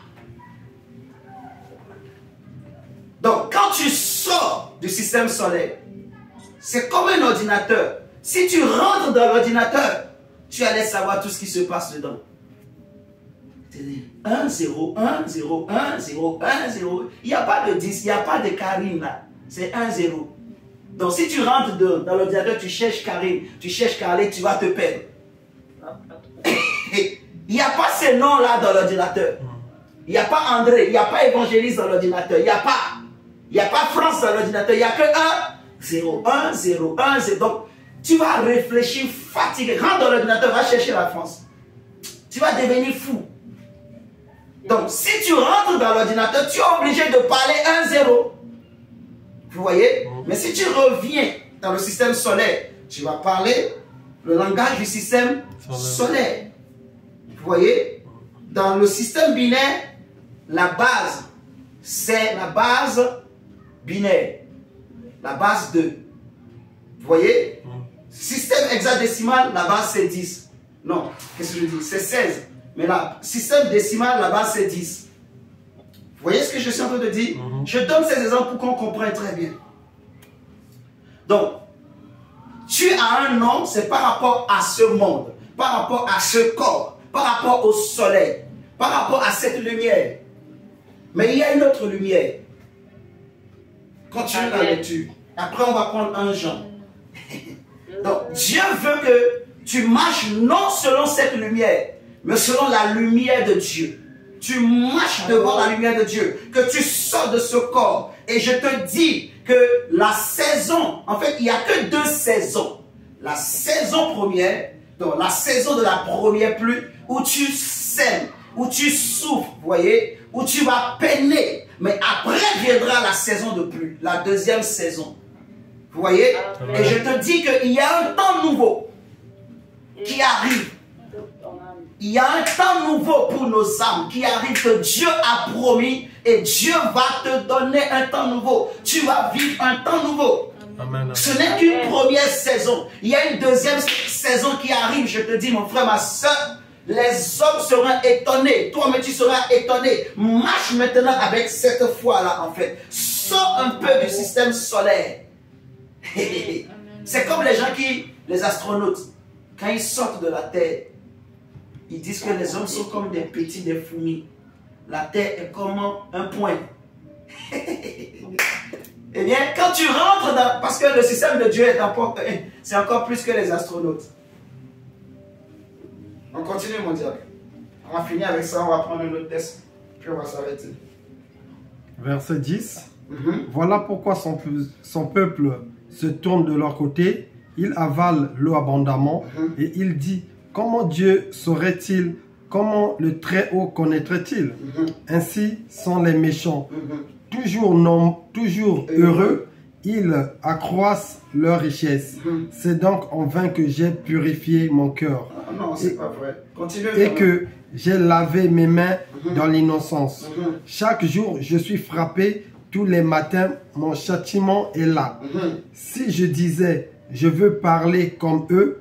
Voici, je trahirai la race de tes enfants. Vraiment, c'est la Quand vérité. j'ai réfléchi là-dessus, pour m'éclairer, la difficulté fut grande à mes yeux. Ah, attends. Arrête-toi là d'abord. Il dit, je me suis maintenant mis à réfléchir sur ce phénomène. Et il dit, c'était tellement difficile pour moi pour comprendre. Parce que devant moi, je n'ai qu'une seule vérité. Je vois quelque chose qu'on m'a dit que c'est la vérité. Mon miroir me dit que c'est la vérité. Vous voyez? Le soleil me dit que ça, c'est la vérité. C'est comme ça, ça doit être. C'est les méchants qui prospèrent. C'est les méchants qui dominent. Il dit, la difficulté a été grande. Donc, pour comprendre, il faut que tu sortes de ce temple un peu. Prends l'habitude de sortir de ce temple-là. Continue, mon diable. La difficulté fut grande à mes yeux. Verset 16. 17. Continue. Verset 16. Quand j'ai réfléchi là-dessus pour m'éclairer, la difficulté fut grande à mes yeux, jusqu'à ce que j'eusse pénétré dans les sanctuaires de Dieu et que j'eusse pris garde au sort final des méchants. Vous voyez ce que je suis en train de voir là? Il dit la difficulté a été grande jusqu'à ce que. Juste fait quoi? Pénétrer. Donc, il est sorti, vous voyez, de ce truc-là que les hommes du système solaire, je vais les appeler les hommes du système solaire. Même le langage, ça montre dans quel système tu vis, tu marches. Sous quelle lumière tu marches. Vous m'entendez? Le langage que nous avons parfois, ça peut montrer. Avec le langage, tu peux savoir est-ce que quelqu'un est spirituel ou bien il est charnel. Parce que celui qui est spirituel, il est sorti du corps. En fait, il est sorti du temple. Excusez-moi, je ne vais pas dire le corps, mais il est sorti de ce truc que les gens de... Parce que c'est le système solaire qui t'a dit que c'est un corps. Mais le système de Dieu te dit que c'est un temple. Vous voyez? Donc, un temple, tu peux sortir. Et quand tu sors du temple, tu rentres dans un temple plus glorieux. Tu rentres dans une autre dimension. Tu vas écouter le conseil de Dieu. Tu vas écouter l'Esprit. Tu écoutes ce que dit l'Esprit de Dieu. Tu vois ce que Dieu voit. Tu vois la réalité. C'est comme là où tu es. Les gens te voient, ils voient un corps. Tu vois? Il y a des gens dans la rue. D'autres les voient. Ils vont voir peut-être que c'est un homme qui est en train de marcher. Mais quand je sors de mon corps, je rentre de l'autre côté, je vais voir son vrai visage, sa vraie identité, sa vraie personnalité. Tu vois? C'est comme ça. Il dit jusqu'à ce que j'eusse pénétré, vous voyez, dans les sanctuaires de Dieu. C'est fort. En fait, c'est pour ça que je dis, c'est quand tu vas sortir de ce corps-là, tu verras que ce que tu vis, ce n'est qu'une saison en fait. Ce n'est pas les années qui passent. Ce n'est pas les temps qui passent. Vous voyez? Ce n'est qu'une saison. C'est la première saison. Mais la deuxième saison arrive. Et le Saint-Esprit m'envoie ce soir pour te le dire. Cette parole était dans mon cœur depuis quelques jours. Amen. Un temps nouveau vraiment arrive. Pour ton âme, mon frère, ma soeur, pour ta vie. Un temps nouveau arrive de la part de Dieu. Amen. Un temps nouveau, c'est-à-dire une nouvelle saison. Un temps nouveau. Tu vois, un cycle va changer. Nous sommes en train d'assister à un changement de cycle. Il y a un cycle qui est en train de changer. Nous sommes en train d'assister, tu vois. Un cycle est en train de changer. Nous sommes en train d'assister à un changement. Il y a une nouvelle saison que Dieu est en train d'instaurer, que Dieu est en train d'introduire, que Dieu est en train de mettre en place, tu vois. Donc il y a un nouveau temps, alléluia, où Dieu va te faire vivre des événements que tu n'as jamais vécu. Toi qui as longtemps pleuré, Dieu va te donner la joie. Toi qui t'es longtemps lamenté, tu vas même toi-même, tu vas même te dire, ah, est-ce que c'était moi qui avais souffert comme ça là? Tu vas oublier. Ça va devenir de l'histoire. Même en racontant, tu vas rigoler. Tu as déjà vu quelqu'un rigoler. Il parle de ses... Mais il rigole seulement. Il dit, il rigole seulement. Il rigole. Ah, ça c'était vraiment moi. Il rigole seulement. Ah, ça c'était... Oui. Parce que la joie que Dieu va te donner, elle va dépasser tes espérances. Dieu va essuyer les larmes. Vous voyez? Amen. Il y a une nouvelle saison, un nouveau temps qui arrive pour ton âme. David a dit, il est le Dieu qui restaure mon âme. Il dit, l'Éternel est mon berger. Je ne manquerai de rien. Il me fait reposer dans de verts pâturages. Il me dirige près des eaux paisibles. Il restaure mon... Mais oui, je te dis, mon frère, ma soeur, il va restaurer ton âme. Il va restaurer ton âme. Dieu va restaurer ton âme, restaurer ta santé, restaurer ta vie, restaurer tes projets, restaurer ta famille. Dieu amène une nouvelle saison. Dieu amène un nouveau temps. Un temps nouveau arrive, mon frère, ma soeur, pour toi. Un temps nouveau, je te dis. Tu vas oublier les choses passées. Seigneur, merci pour ta grâce. À cause du temps, chronos qui est en train de passer. À cause du chronos qui est en train de passer. Le soleil. On va arrêter, sinon les gens vont dire que cet homme-là, il est bizarre. Alors que si nous sommes tous des hommes qui sortent du corps, on ne verra même plus le chronos. Amen. On est trop sur le chronos. Hein? Il y en a des experts même du chronos. Mais quand tu sors de là-bas, ils ne savent plus rien. Ils ne connaissent rien. Quand tu les amènes sur le terrain là, il n'y a plus rien. Et levons-nous à prier. Parce que le chronos est en train de passer. Il y a la semoule qui entend mon diacre là. Ma Karine va lui faire une grosse semoule. Si le temps passe... il va dire c'est tard, il ne veut pas manger. On va dire c'est la faute de l'évangéliste. Si je n'arrête pas d'asser et prince vont dire ah c'est l'évangéliste. Demain on va aller à l'école. Le chronos. Hein? Qu'on va aller au travail. Rudel peut-être il a son riz. Il va aller chauffer là-bas. Là. Il va faire son omelette. C'est le chronos. On fait des programmes, mais c'est toujours par rapport au chronos. Mais évangéliste, j'ai une question. Oui, dis-moi. Mais donc, ça veut dire, si j'ai bien compris, donc notre vraie naissance, en fait, c'est la nouvelle naissance. Si. En fait, la vraie naissance, en fait, on n'est même pas né. On fait juste ça. Dieu nous introduit juste. Tu vois, tu n'as pas de commencement. Ta vraie personne, tu n'as ni commencement ni fin. Je ne sais pas si je suis un peu de choqué. Parce qu'un esprit n'a ni commencement ni fin. Vous voyez? Donc, un esprit... Ça rentre dans quel temps? Pour moi, ça rentre dans la première lumière. Le quoi? Je n'ai pas entendu. J'ai dit, quand on parle de nouvelle naissance, oui. Ça rentre dans la première lumière. Oui. La nouvelle naissance, c'est pour nous ramener dans la première lumière, ouais. C'est justement pour nous aider maintenant à pouvoir sortir du corps. En fait. La nouvelle naissance, ça nous ramène dans la première lumière. Ça nous donne la connaissance de la première lumière. Tu vois, comme Jésus, par exemple, quand il était avec les apôtres, il leur disait, Lazare, notre ami, dort. Parce que Jésus, lui, il est un fils de la première lumière. Il est lui-même la vraie lumière. Vous voyez? Donc, pour les gens qui ne sont pas nés de nouveau, quand quelqu'un meurt, quand quelqu'un s'endort, on dit il est mort. Et on pleure. Mais pour les gens qui sont nés de nouveau, il n'y a pas de mort. Pas de mort.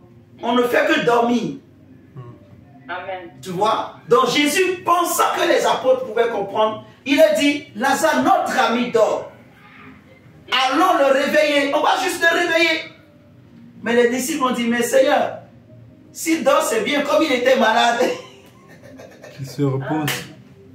Il va se réveiller, donc il sera bien guéri. Jésus a vu une oreille comme ça, là il va leur dire, bon, Lazare, notre ami, est mort. Donc là maintenant, ils ont compris ce qu'il voulait dire. Donc effectivement, la nouvelle naissance, en fait, elle nous introduit dans la vraie lumière, dans la première lumière. Parce que cette lumière, elle nous donne une connaissance, en fait. Elle nous donne un langage. Elle nous donne une mentalité. Elle nous donne aussi un caractère. C'est qu'on vit, vous voyez, les hommes qui vivent sous le soleil, sous les cieux là, ils ont un langage, ils ont une mentalité, ils ont une façon de faire. Le soleil les oblige à avoir une forme de vie. Vous voyez, à vivre certains événements. Le soleil là, quand le soleil se couche, il y a certaines choses que les hommes ne peuvent plus faire. Donc ils dépendent de la lumière du soleil, la lumière des étoiles. Tu vois? Et c'est pareil aussi en fait. Parce que nous avons cru en Jésus, Jésus nous donne sa vraie lumière. Donc cette lumière maintenant, si on comprend, on commence par vivre. C'est pour ça que je disais, on va prendre un test dans 1 Jean. Bon, comme tu as posé la question, prenons 1 Jean. Vous allez comprendre. Je crois que ça va mieux répondre à la question que tu as posée. Parce qu'effectivement, la nouvelle naissance, c'est elle qui nous fait introduire dans cette lumière. Et l'apôtre Jean le dit ici bien, dans 1 Jean chapitre 1,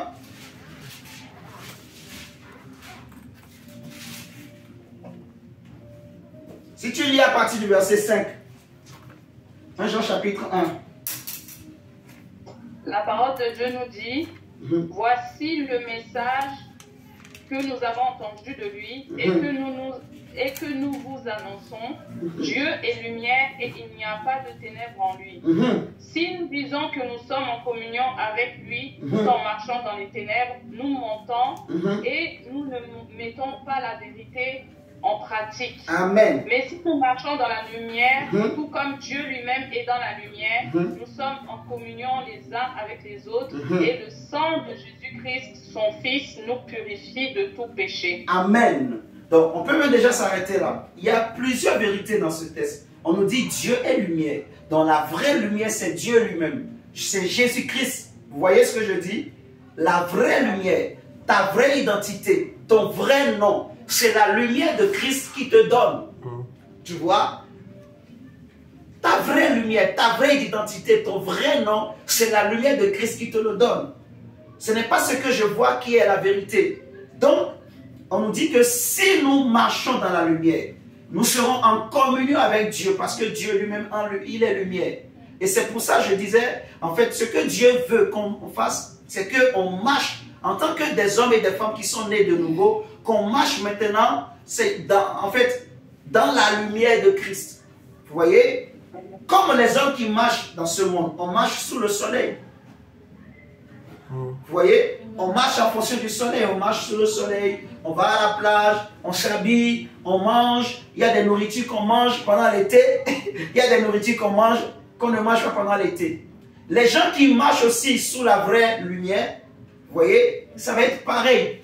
Des fois, il y aura des nourritures que le Saint-Esprit, qui est le garant de la vraie lumière, il peut te dire, par exemple, ne mange pas cette période. Tu vois? Il peut te dire, ne mange pas cet aliment-là. Il peut te dire, va jeûner, va prier. Vous voyez? Il peut te dire, ne t'habille pas comme ça. Des fois, tu veux sortir, tu portes un vêtement, tu sens pas que non, c'est pas bien. Ton esprit n'accepte pas ça. Et tu te changes. Et dès que tu te changes, tu sens que tu as la paix. Mais toi-même, personne ne t'a dit. Tu t'habilles. Mais toi-même, ta conscience commence à te dire, et toi qui es une chrétienne, toi qui es un chrétien, regarde-les. Tu ne peux pas t'habiller comme ça. Tu commences par te juger toi-même. Tu vois? Et après, quand tu changes, tu as la paix. Vous voyez ce que je dis? C'est la lumière, en fait. Donc oui, c'est la nouvelle naissance qui nous introduit dans cette lumière-là, dans cette première lumière. Et l'homme doit marcher selon cette première lumière, en fait. Donc il y a un temps nouveau que le Seigneur nous amène, qui prépare pour nous. Et vraiment comprenons très bien ce message. Moi-même, ça m'a béni. Amen. Ça m'a béni, ça m'a vraiment ouvert les yeux, ça m'a réveillé.